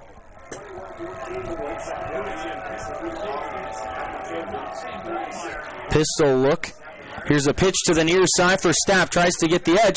Somehow gets through a couple of tacklers and finds a way to turn no gain into about 3. By Jackson Rexroad.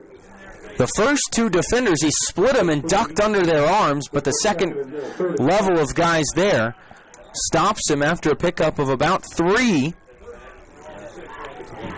3.5 maybe. It'll be a long 6 yards here. Closer to 7 for the Eagles at the 33-yard line of Beloit now.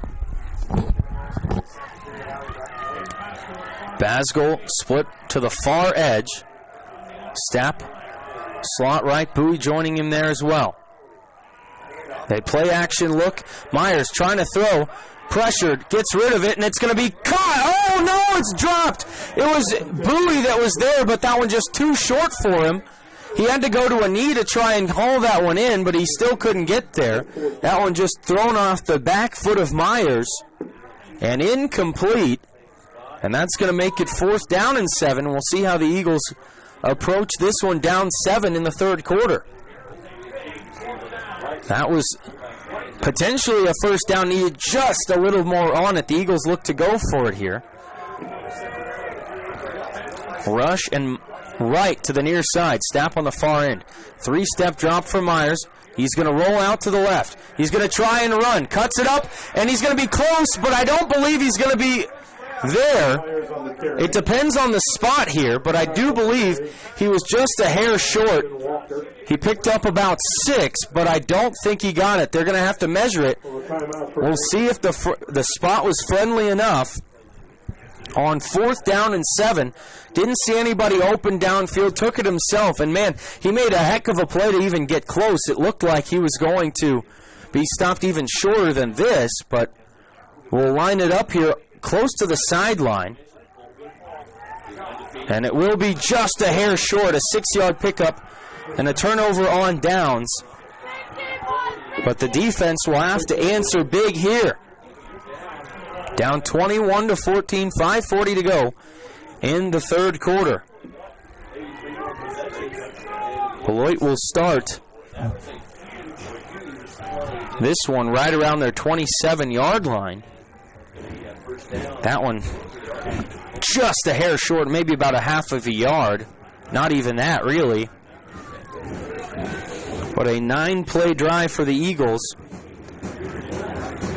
Gets about 37 yards and eats 3 minutes and 37 seconds, but does not amount in any points. Now the Beloit Trojans with an opportunity here to try and put Colby on the mat. They lead by 7 with 5:40 to go in the third quarter. But the Eagles defense must stand up here. Trips to the left side, one man on the near end. Cox on the right hip of Gray.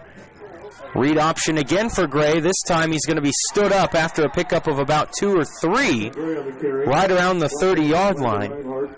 Landon Reinhardt another tackle on the carry. And Landon Reinhardt has had a stellar game defensively for the Eagles at the linebacker spot.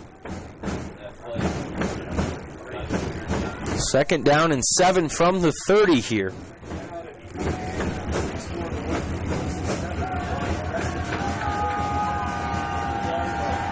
Same formation here for the Trojans.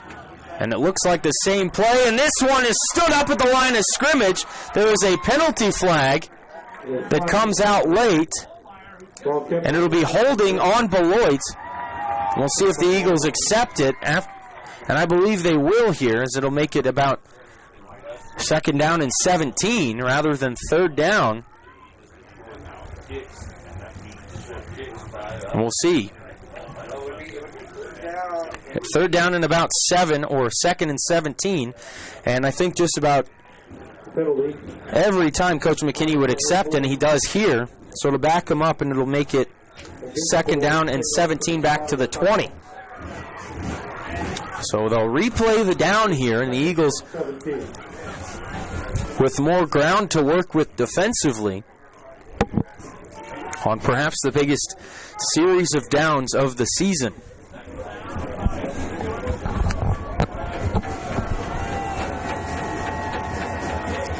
Two receivers to the left, one to the near end. And this one, high snap over the head of Gray. And it's going to be scooped up by Beloit near the 1-yard line, close to the goal line. Fans want a safety, but they're going to mark him down at the 1-yard line, I believe. Just a terrible snap there by the center. Cox smartly falls on it, but a near disastrous situation as Cox will lose 19 yards statistically.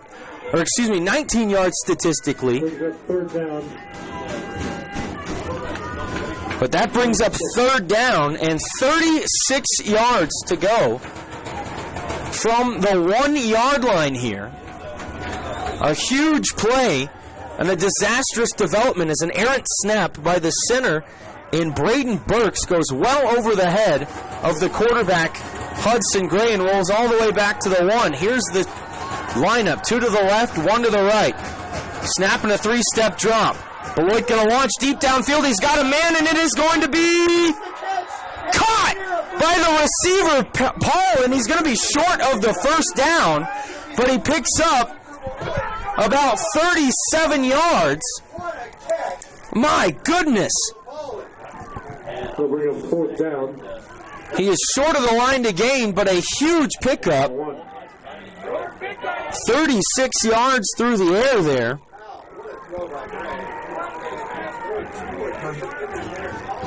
And that will bring up 4th down, or rather they're going to measure it. And this is a pretty friendly spot as he caught it close to the 35 and slid.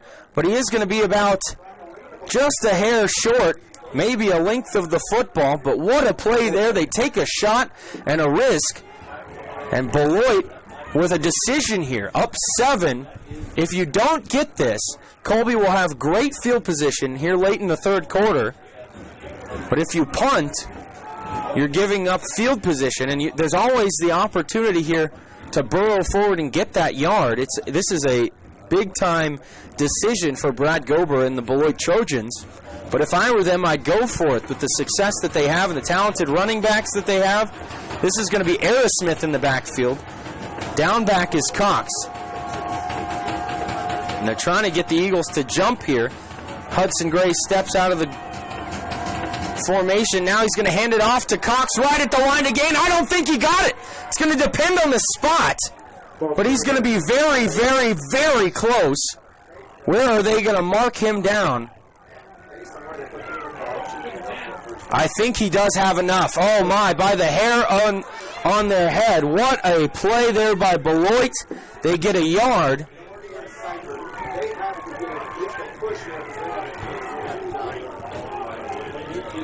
Wow.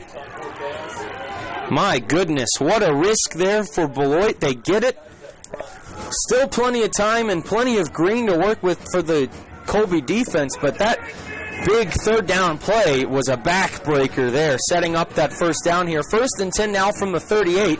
High snap, and the give is to Cox, and he's hit, and he'll lose about a yard, if that. Going to be very close on the mark.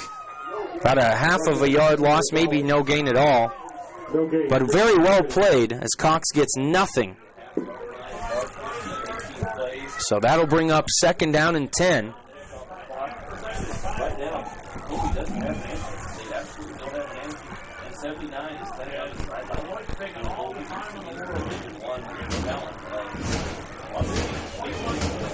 So 2nd down and 10.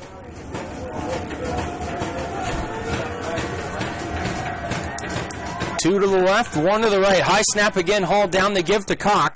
And this time he busts outside, breaks the tackle, has the first down, rolls over a man across the 50.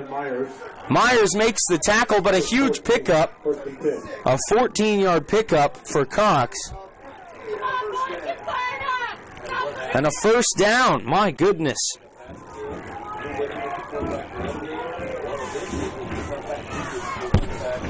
So Beloit, another fresh set of downs, now to the Colby 46, 1:45 to go in the third quarter, and it's 21-14 Trojans, trying to drive down and essentially put the Eagles on the mats. Colby 9-0 on the season. These two teams played to a 21-20 Colby win back in week 4. Beloit trying to get some revenge here in the playoffs. Whole line of Colby flinches, but no penalty. And now a whistle and a timeout called by Beloit. Flag on the play. Timeout. We'll keep it right here with 1:22 to go in the third quarter. Timeout prior to the delay of game. So we'll be 1st and 10 from the 46 when we resume. But let's go back just a little bit. Colby had a penalty forced on Beloit, so it was 2nd down and 17. And the next play was an errant snap over the head of Hudson Gray. Carson Cox fell on it at the 1-yard line, and it was 3rd down and I believe 36 yards, or 37 possibly. And the 3rd down play, Beloit takes a gamble, launches it deep downfield, and the pass was caught about a half of a yard short of the line to gain. They go for it on 4th down and get just enough to move the chains. And they get a first down 2 plays later as well to set up this first down. And Beloit trying mightily, might I add, to extend their lead here. Up 21-14. Colby needs a big stop.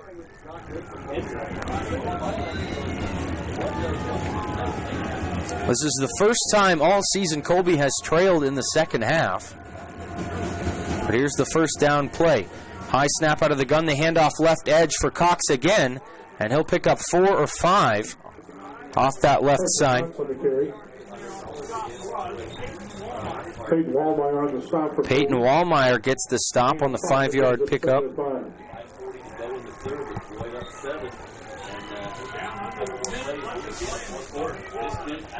So under a minute to go in the third quarter as the Trojans have really run down the clock here on this drive. They got it with 5:40 to go. And now this could possibly be the final play of the quarter here, as Beloit seems content. Pressure from the Eagles, and breaking a tackle is Hudson Gray. Tries to get to the outside edge. He's shoved out of bounds after about a 3-yard gain. But that'll bring up 3rd down and short. A broken tackle in the backfield leads to that gain. So 3rd down and about a short 2 here. And this is definitely 4-down territory for Beloit after they went for it on 4th and short a bit ago. The Eagles defense needing some huge plays here to get off of the field. The clock did stop because Gray went out of bounds. 31 seconds to go in the quarter, and again Beloit up a touchdown. Here's the snap. And the handoff to Cox. Somehow he squirts free and gets the first down. He picks up 3 and moves the chains on third down.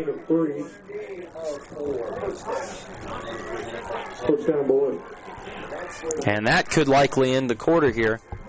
Beloit with a 7-point lead, driving the ball really, really solidly right now, trying to wipe as much time off the clock as they can on this drive and try and put Colby down 2 possessions heading into the fourth quarter.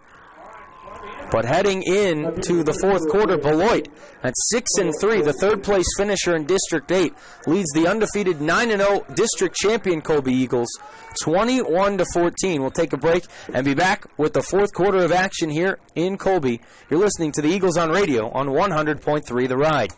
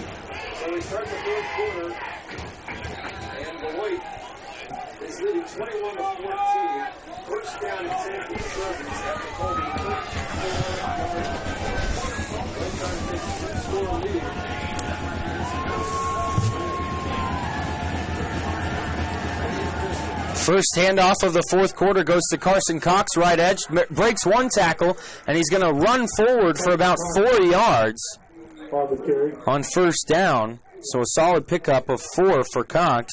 Brought down by Mason Wright. Mason Wright on the tackle. Second down and 6 now from about the 30-yard line of Colby.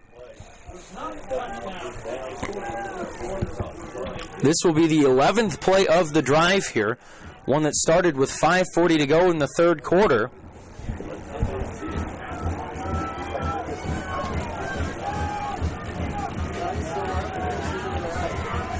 Two receivers near side, one on the far edge. Read option as Gray breaks a tackle to the outside. First down and then some. Towards about the 20-yard line, and Gray moves the chains on a big one. Run out of bounds by Mason Wright and Ryan Myers. Pickup of close to 10, maybe 11 on the play. Depends on the spot. So an 11-yard pickup. And Beloit has all of the confidence and all of the momentum here. And they are running at will. They have thrown 2 passes in the second half. One was a 29-yard touchdown, one a 36-yarder that led to the fourth down conversion, backed up from their own end zone. Here's the first down snap from the 19-yard line. They go to Cox, breaks 1 tackle into the second level, and he's going to get about 6 yards. And, man, this kid is just a workhorse tonight. Brought down by Mason Wright, gain of 6, second and 4. And he has been solid statistically. Unfortunately, that errant snap, he fell on it, so statistically he loses about 17 yards on that one play. But outside of that, he has been nails. However, Beloit has not scored a rushing touchdown yet. Second down and 4 from the 13 here. Eagles need a stop in the worst way. They give to Cox again, breaks a tackle, carries a man. He's going to be close to the first down, and man, tackling has been poor by the Eagles in the backfield the last few plays. Waltmeyer makes the stop there.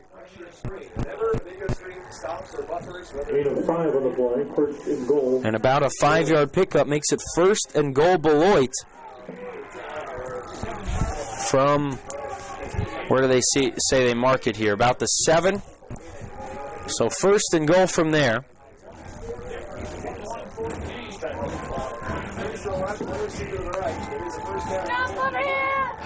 So Valley and Corbett to the near side.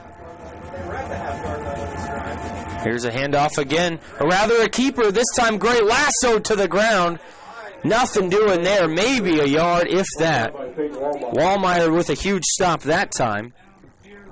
No gain on the play. No gain there for Gray. Second down and goal from the 7. This will be the 15th play of the current drive.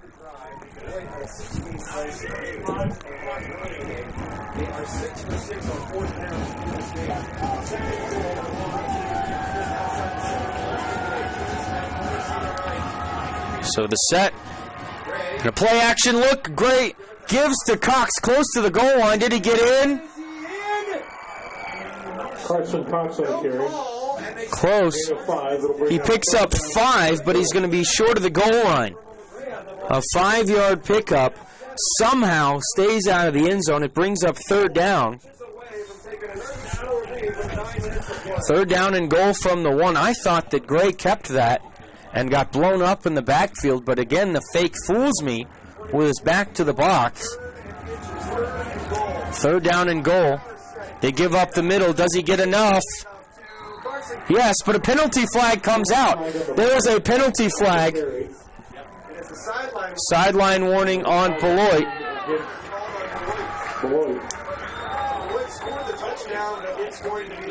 So will it be negated is the question. This has been happening all year long. We've seen teams, both teams, not just tonight, but we've seen teams on both sides of the Beloit's play this year that have. So they will march it back, I believe, 5 yards. And so the touchdown will be negated, and it makes it third down and goal from the 6.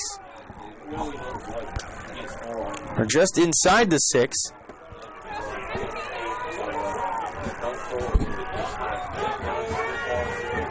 So the play clock is running here.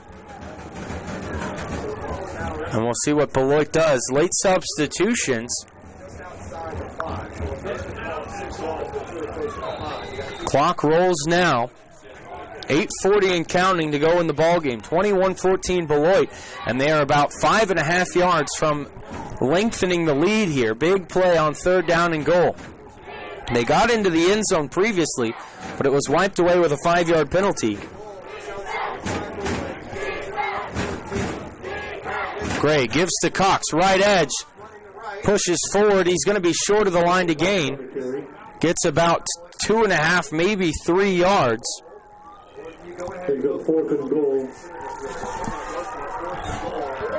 So 3-yard pickup from Cox.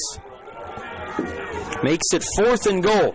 A huge play here in the scheme of the ball game. Under 8 minutes to go, 7-point game. Beloit can essentially put Colby down on a 10 count here if they get into the end zone.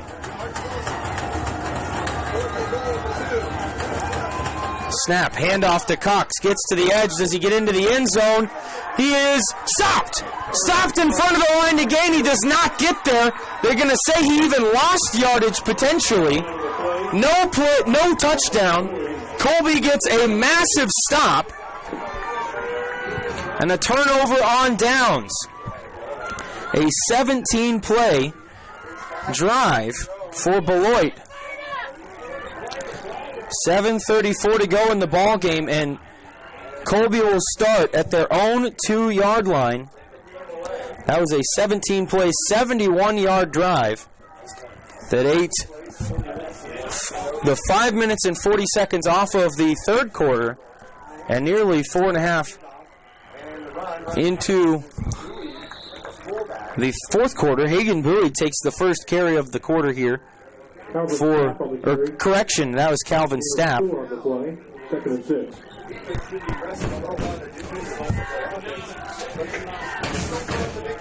So a pickup of 4 there on the first down carry for the Eagles.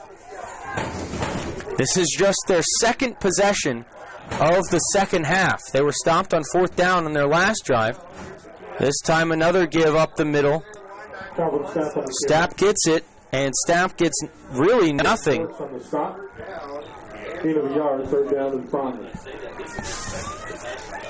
So yard pickup makes it 3rd down and 5. Close to 6 here.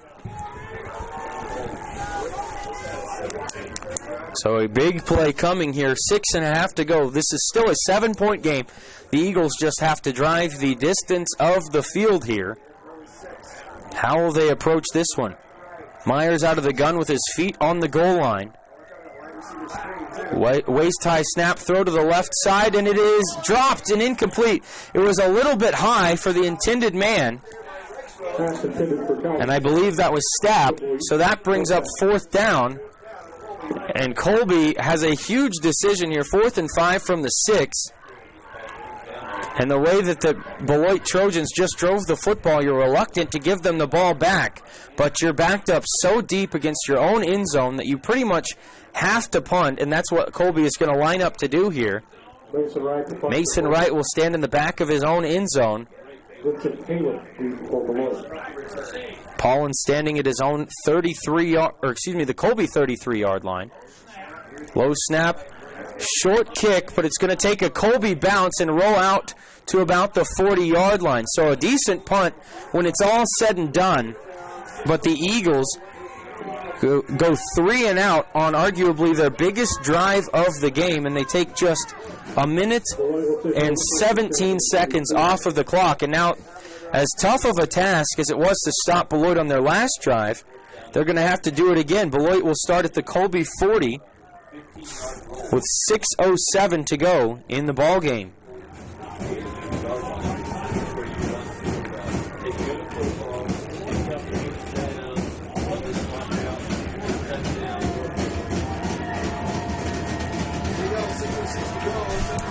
.07 left in the game. Here's the first snap. They hand off, fake the right edge give, and now Gray bottled up in the backfield. It was a late read. He tried to give, couldn't get rid of the football in time, and they'll lose 5 yards. Hagen Bowie will be credited with the tackle and the loss of 5 from Hudson Gray. So 2nd down and 15 from the 45-yard line, 5:40 to play. And Beloit up 21-14.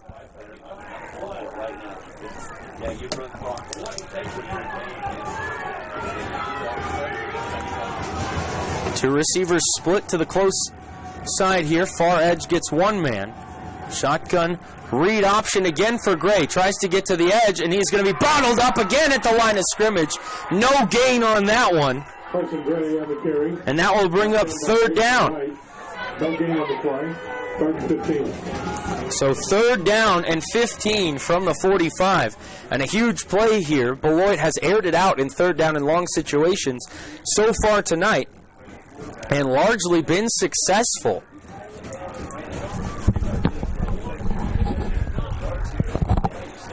Trojans taking their time here, trying to milk the clock as much as possible. Now down under 4:45 to go. Trips bunch to the near side here. 3 receivers. Shotgun play here once again for the Trojans.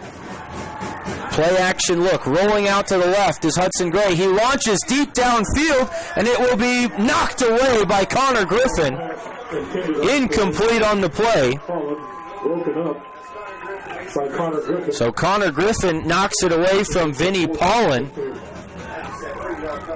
And that'll be 4th down and 15 from the 45 of Beloit here. And they will likely line up in that quick kick formation and try to pin the Eagles back deep.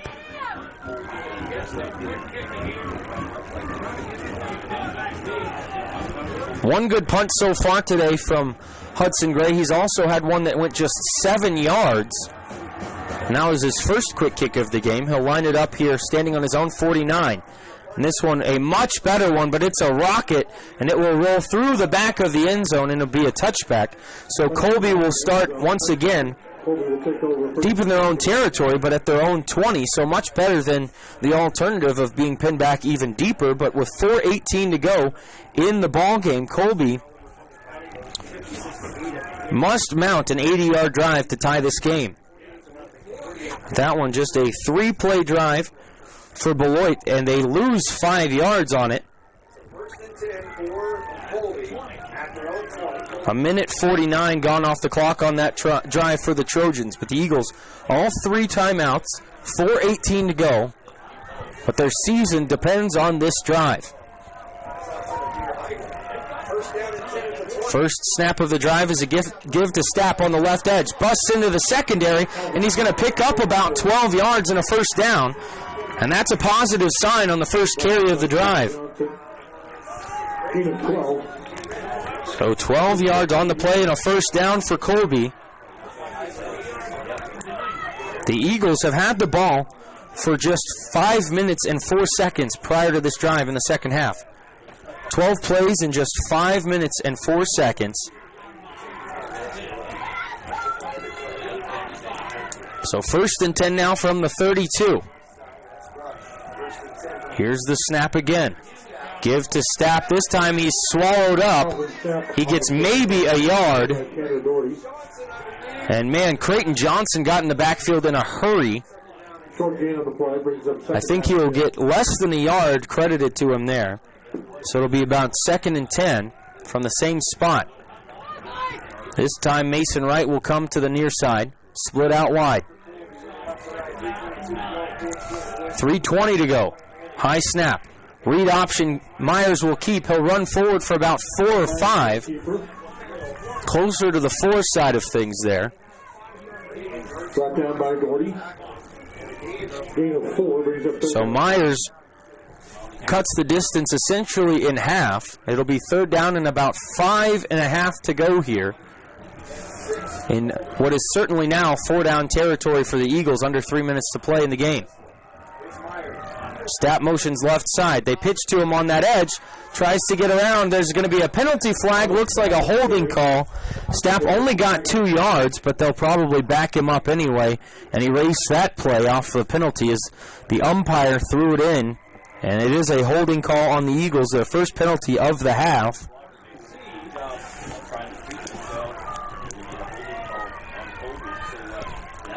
And so they will march it back from the spot of the foul. We'll make it 3rd down, 13. So 3rd down and about 13 or 14 here. They'll mark it at the 29-yard line. Colby needs about the 43-yard line here.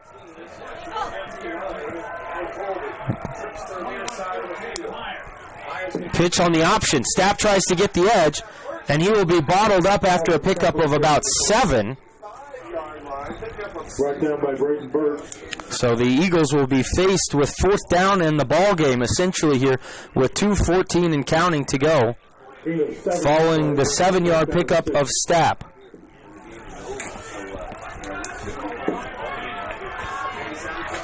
Fourth down and 6 from the 36-yard line. The Eagles need about the 42.5.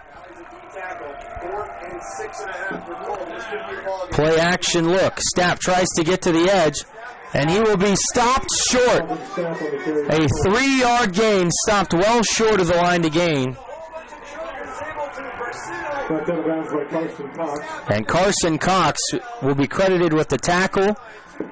And that one, a very frustrating play right there for the Eagles. They go with the short side of the field. But Beloit stops the Eagles with 1:42 to go. Game's still not over as the Eagles do have all 3 of their timeouts here. But the game relies on this series of downs for the Trojans. Beloit will start at the Colby 39-yard line with 1:42 to go.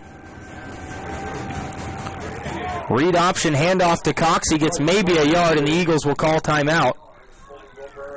Brought down by Aiden Baskell. So Cox gets a yard. And the Eagles take the timeout here. We'll go ahead and take a short break and be back in a moment. You're listening to the Eagles on Radio on 100.3 The Rhine.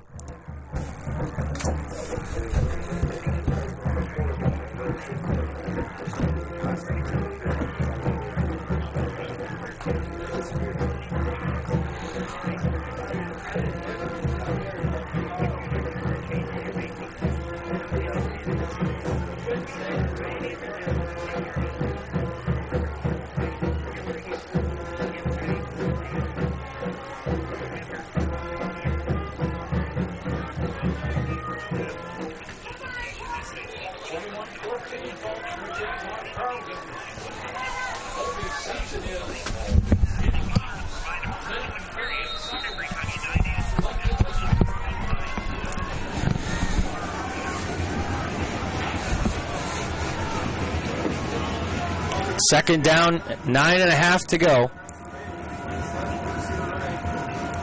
Two receivers to the near side. Here's the snap and a give to Carson Cox on the edge again. And this time he'll be lassoed after about a gain of 2. Gain of 3 at the point. Maybe 3. They'll give him 3. Third down, 6 to go. Timeout, Colby. And a timeout again called by Colby. We'll keep it here Eagles with one real timeout. quick. The Eagles just with one timeout remaining. 1 minute, 31 seconds to go in the game. Beloit leading 21-14. They have dominated this second half in terms of time of possession. They did have a 17-play, 10-minute drive that took the latter half of the third and beginning of the fourth quarter, but it didn't amount in any points. They scored on their first drive of the half in just 5 plays on 58 yards. But that long drive was the difference, or has been the difference so far, as Colby has had really no time to develop any drives, and they've been shut down their last 2. The last 7+ minutes of the fourth quarter or so. But now with 1:31 to go, it'll be 3rd down and 6 at the 35 of Colby. Beloit has been very solid on 4th downs tonight. Not so much on 3rd downs, but they've put themselves in manageable situations on 4th downs. But here's the 3rd down snap. Read that option, throw over the middle, and it's going to be caught and taken all the way into the end zone by Carson Cox. The play action burns the Eagles on a 35-yard touchdown pass. And that is going to wrap things up more than likely. And a dagger there for the Eagles. My goodness. With his 3rd touchdown reception of the year and his 2nd of the night. And option 2. Was that? It looked like Cox to me, but I think it was actually Brennan Walker down the middle of the field. Brennan Walker gets the grab, his 2nd touchdown of the game. So apologies on my misinformation there. But Beloit, a 3-play, 39-yard touchdown drive. The extra point is up, and it is good. Extra point is good. And that makes it 28-14. And Beloit is a minute 25 away from a date with likely Andale in the state quarterfinals. My goodness, have a day, Hudson Gray. Through the air, he has been just dominant in chunks because they've been so insistent on running the football that the play action has sucked Colby in, and the seam play has been there relatively the entire game. But a 35-yarder to Walker, and the kick was good to make it 28-14, 1:25 left in the game. The Eagles with just one timeout now, and with really nothing offensively to show for their effort in the second half.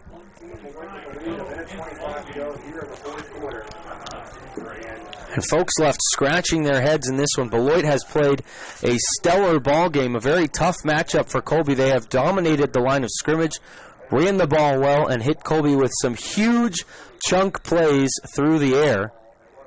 And this one is going to be a low bouncing kick fielded by the Eagles around the 20-yard line. Fielded up the middle, now bursting towards the secondary is the return man Mason Wright. He gets to the 40, but the Eagles will have to throw the football more than likely. We'll take over 1st and 10 from the 40. With 1:17 now to go. The Eagles need some huge plays, and they need them now. They have an outside shot, but this game is definitely not over with as quick as this offense can strike. 3-step drop for Ryan Myers. He rolls to his left, throws a wheel route, and it is going to be intercepted by Kalen Chancellor. The cornerback on the far sideline picks off Ryan Myers, and that will more than likely do it. The 2nd pick of the night for Ryan Myers, and Colby is going to fall in round 2 of the state playoffs for the 2nd consecutive season. They fell last year to the eventual state runner-up Pratt, and tonight they will fall to the Beloit Trojans. It's 28-14, 1:11 to go. The Eagles with just one timeout. And the Eagles will see their lone loss of the year here tonight. 9-0 prior to this, their best season since way back in 1984. But it will wrap up here tonight in round 2 in game 10. The Eagles will take a timeout. But I think this is more to just rally the troops and for Reese McKinney to tell his crew how proud he is of them and what a season it has been for the Colby Eagles. And this is my first year here in Colby. I've been in this community for just a little bit over 3 months now, and it has been an absolute pleasure to be a part of this journey and with just a great group of seniors. And I had the chance to sit down with those young men on Monday night and get to know them a little bit better. It's been quite a ride, and it's an unfortunate finish here tonight for the Eagles because there still is 1:04 to go. But Colby with no timeouts, 2-0 here for the Trojans will wrap it up, barring a miracle. But this will be the first loss of the season. Head coach Reese McKinney will fall to 23-7 all-time as the head coach of the Eagles, and 28-11 overall in his 4 seasons as a head coach. He did spend 1 year at Moscow. The quarterback, Gray, will take the knee, and then one more will do it once we dip under 40 seconds here. But a good group of seniors for the Eagles will see their careers end tonight. Aiden Baskell, Thane Wildeman, Mason Wright, Connor Griffin, Calvin Stapp, Cade Lanning, Blaze Verbis, Rowdy Farr, and Aaron Kurth will all see their seasons and their Colby careers. Blaze Verbis, Rowdy Farr, I neglected to mention there, I believe, but there is the final kneel down coming, and this is going to do it. A huge win for the Beloit Trojans. They will improve to 7-3. Colby falls to 9-1 and sees their season come to a close. As the final seconds tick off, the Eagles in their black and orange gather at the 50-yard line. And these games always tough to swallow. I've been there myself. But I will tell you one thing. It's nice to let nights like these that develop young boys into men. Disappointments and falling short in big stages like this will turn men into quality individuals even more so than they had already been. They will learn from this, and they will be back very strongly on the field and in the rest of their lives. It's a tough night to be a Colby Eagle fan as the Beloit Trojans again win this one 28-14 in round 2 of the state playoffs in 3A. But we'll go ahead and take a short break and be back with the Farmers and Merchants Bank postgame show in a moment. You're listening to the Eagles on radio on 100.3 The Ride. And yeah, there's you had Cox obviously with that huge touchdown on 4th and 11 that got Beloit going, and you had Colby with the 4th down touchdown and Walker touchdown. So 2 point, yeah, and then you had the big 3rd down pass. So the running game, running clock, but they keep drives alive and short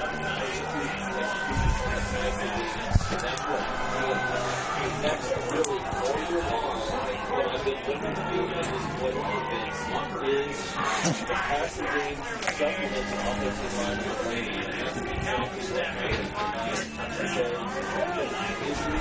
If Ross is unavailable next week, can you do St. Francis? They won 52-0 tonight. Yeah, I mean, I guess. I've never done 8-man before, but I mean. It's like 11 with 3 less players. I guess, yeah. Yeah, we'll talk next week. Okay. It is in games like and then the defensive side of the ball. You talk about that. Really, the one big, you eliminate one drive, plays, 63 yards by Colby. And they kind of pulled him out of scrimmage and put a touchdown up, and the 86-yard touchdown. And really, after that, there wasn't a whole lot of what gave up defensively. Stay tuned. We'll have some replays for you on our video stream at KSHSAA.com. There's some exciting plays there in the second half. And, the first time these two teams met, Beloit threw the ball for just 25 yards and 1 touchdown.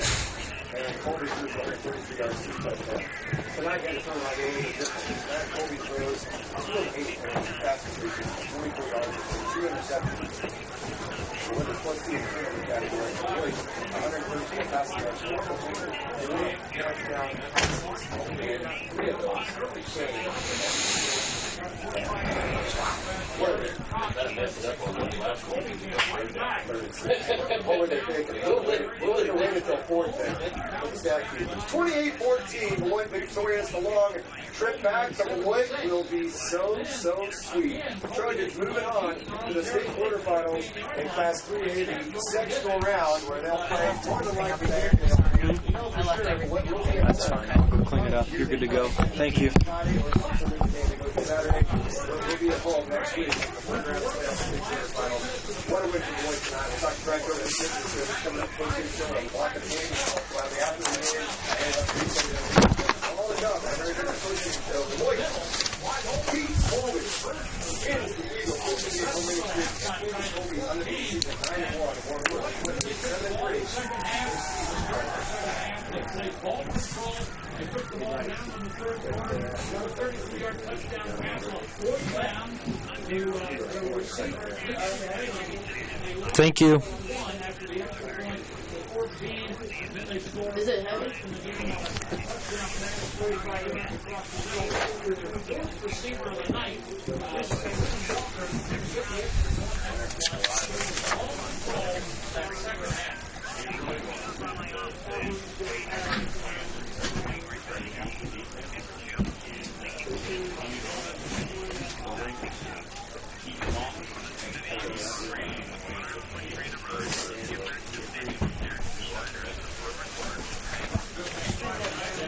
Welcome back to Denon Field, and a sad one here tonight for the Colby Eagle faithful as the Beloit Trojans win round 2 of this matchup on the season, a final score of 28-14. Real quick, we'll go through the scoring. Back in the beginning of this one, it was a scoreless first quarter as both teams really traded blows early. And then Beloit struck first with 11:39 to go in the second quarter. Hudson Gray found Carson Cox on 4th down, but it was a 25-yard touchdown pass. But the extra point was no good by Neal. Made it 6-0. And then just about 2.5 minutes later, Calvin Stapp punched it in on this play from 9 yards out. 35 years from now, yes, somebody, it won't be me now, somebody can say the Eagles would nail the extra point, take their first lead of the night, making it 7-6. And then 3.5 minutes later, the Eagles would start a drive at their own 10-yard line. And the second play of the drive, from the 14-yard line, Calvin Stapp struck gold once again. How about Aaron Kurth, too, finishing out a great career? The big fellow, Aaron Kurth, yeah, I think so. They'll put him back and say, guys had a great season. He was a great season. And Calvin Stapp would take that one again to the house from 86 yards out. The extra point was good by Carson Van Eaton, made it 14-6.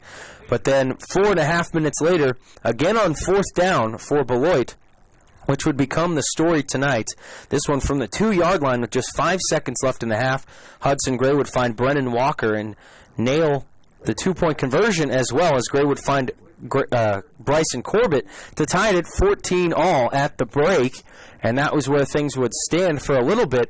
But the first drive of the third quarter for Beloit went 5 plays and was capped off on a 29-yard touchdown pass from Hudson Gray to Vinny Palin. And the extra point that time by Neal would be good, making it 21-14. And from there, the Eagles couldn't get anything going. They had some real struggles stalling offensively, and credit to Beloit for holding them in those situations.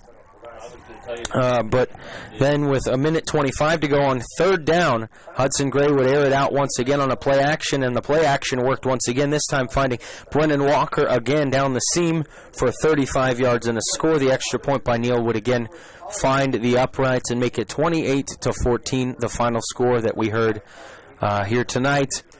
And again, Beloit will move on to round 3. They'll face the winner of of Andale and Clearwater. And Beloit, I'm not actually entirely sure, but the tiebreaker for the next round is the team that is the furthest west.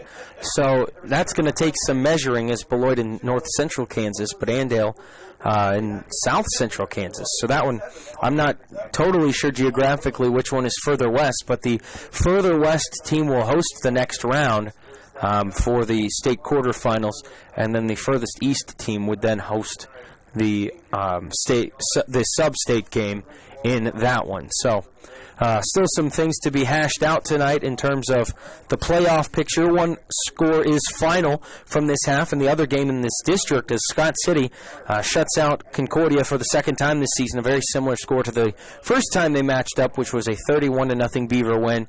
This time, 28-0. So Scott City on to the state quarterfinals yet again. They will play the winner of either Wichita Collegiate or Cheney. That one will most likely be hosted by Scott City, I believe. So the Beavers will get their, I believe, their third straight home game in the playoffs in that one. So the Beavers making another solid run. But the Eagles end their season tonight with their first and only loss.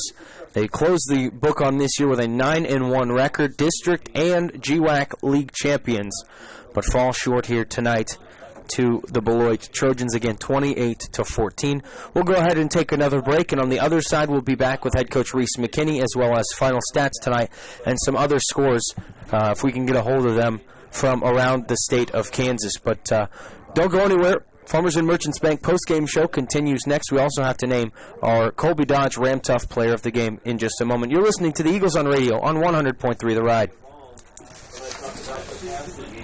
The line has to do a good job. The receivers have to get open.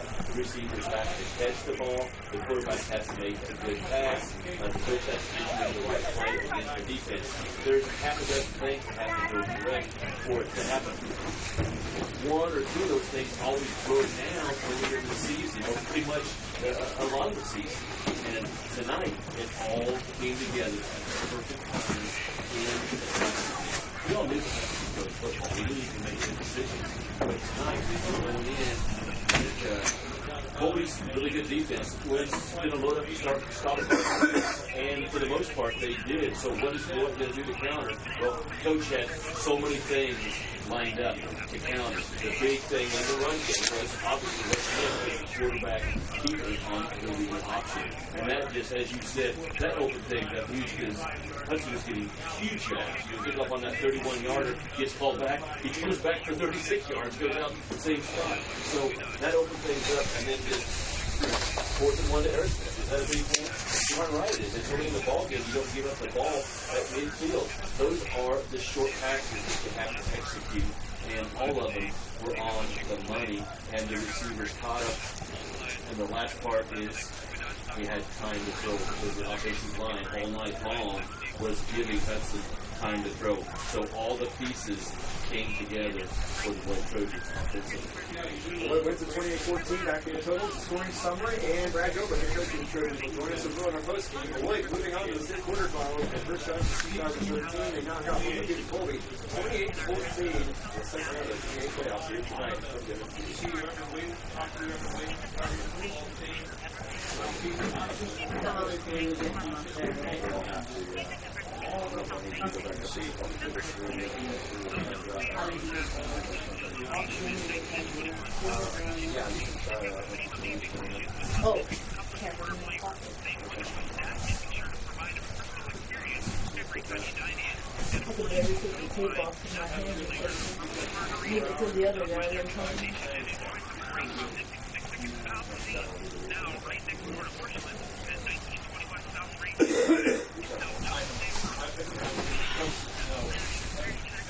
Thank you.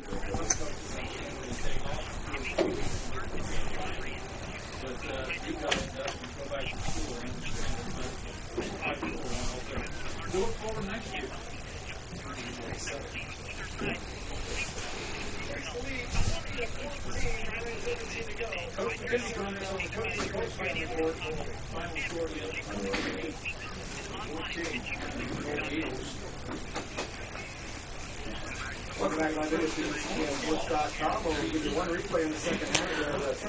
back into the Farmers and Merchants Bank postgame show. I'm Jackson Schneider, and we've got Colby head coach Reese McKinney coming up here in just a second as he gets his headset on here.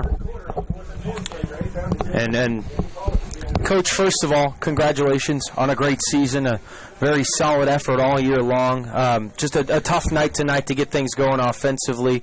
And some turnovers kind of created some issues. But first of all, what can you say about this senior group that ended their careers here tonight? Man, they're fabulous.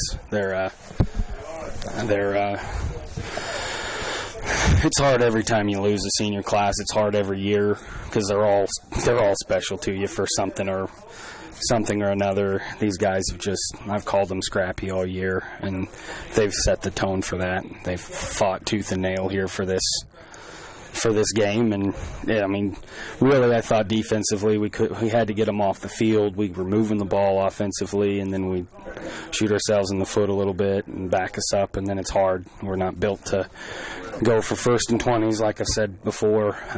We're a 3, 5, 15-yard team, so but this senior class has been phenomenal. I love every single one of these kids like they're my own brothers. I don't know what else to say about them other than I'm just going to miss having them around. They're good people. They're great young men, great football players as well. Tonight, again, falling short to Beloit 28-14. But Coach, when you look at this Beloit team and how they were able to hang on to the ball, what was causing issues for your defense in terms of getting off the field there? We missed a few assignments. We weren't reading our keys real well early. When we did that, we were able to get them to quick punt. And I mean, they're a good football team. We didn't lose to a bad football team. So they just played a little better than we did tonight. And they had a little more success controlling the ball because they didn't give themselves a lot of penalties. They didn't hurt themselves a lot. So they played a clean game of football, and they were able to beat a really good Colby football team. They certainly were, and this is a stellar football team, one of the best that I have ever been around.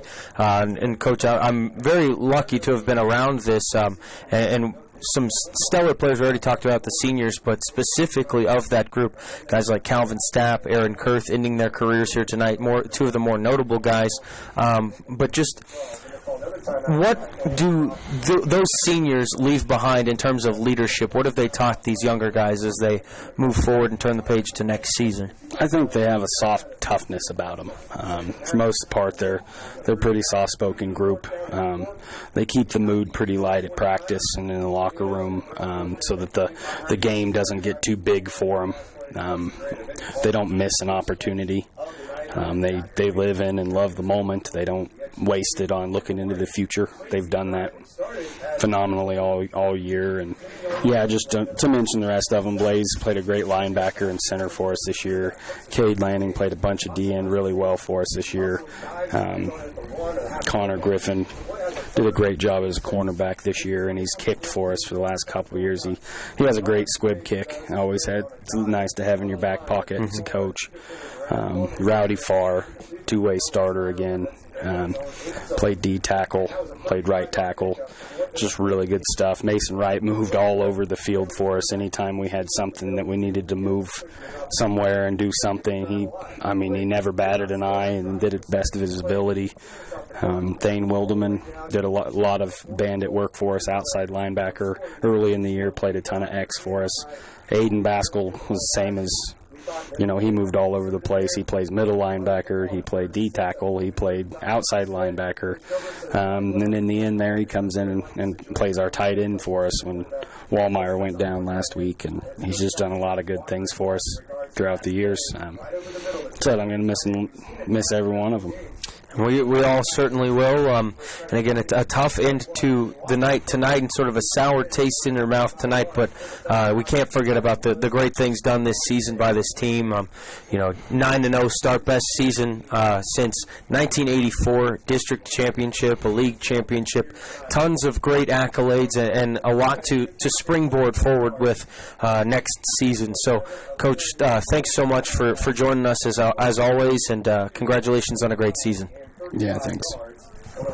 All right, and we will go ahead and wrap things up tonight from the Farmers and Merchants Bank postgame show. I will name Calvin Stapp our Colby Dodge Ram Tough player of the game tonight. He had a couple of touchdowns on the ground, one long one from, I believe, 86 yards out. That will be the crowning achievement there tonight. So Colby Dodge Ram Tough player of the game, Calvin Stapp. But the more all-important statistic tonight is that Beloit is your winner here tonight, 28-14 over the Colby Eagles. Beloit moves on to 7-3 and to round 3 of the state playoffs in 3A. Colby falls to 9-1 and sees their season come to a close. But for my board ops, Clayton and Dakota back at the KXXX and KRDQ studios in Colby, I'm Jackson Schneider. It's been a pleasure being on the call this season, but for the final time, thanks so much for tuning in, and go Eagles.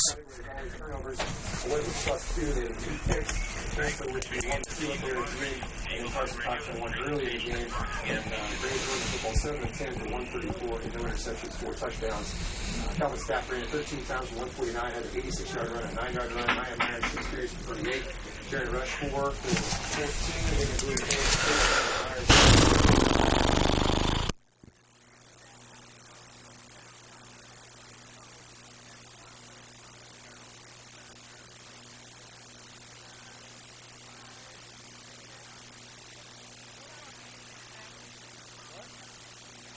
What was that? I'm sorry. 6 of 7 on 4th down. Perfect to tell now.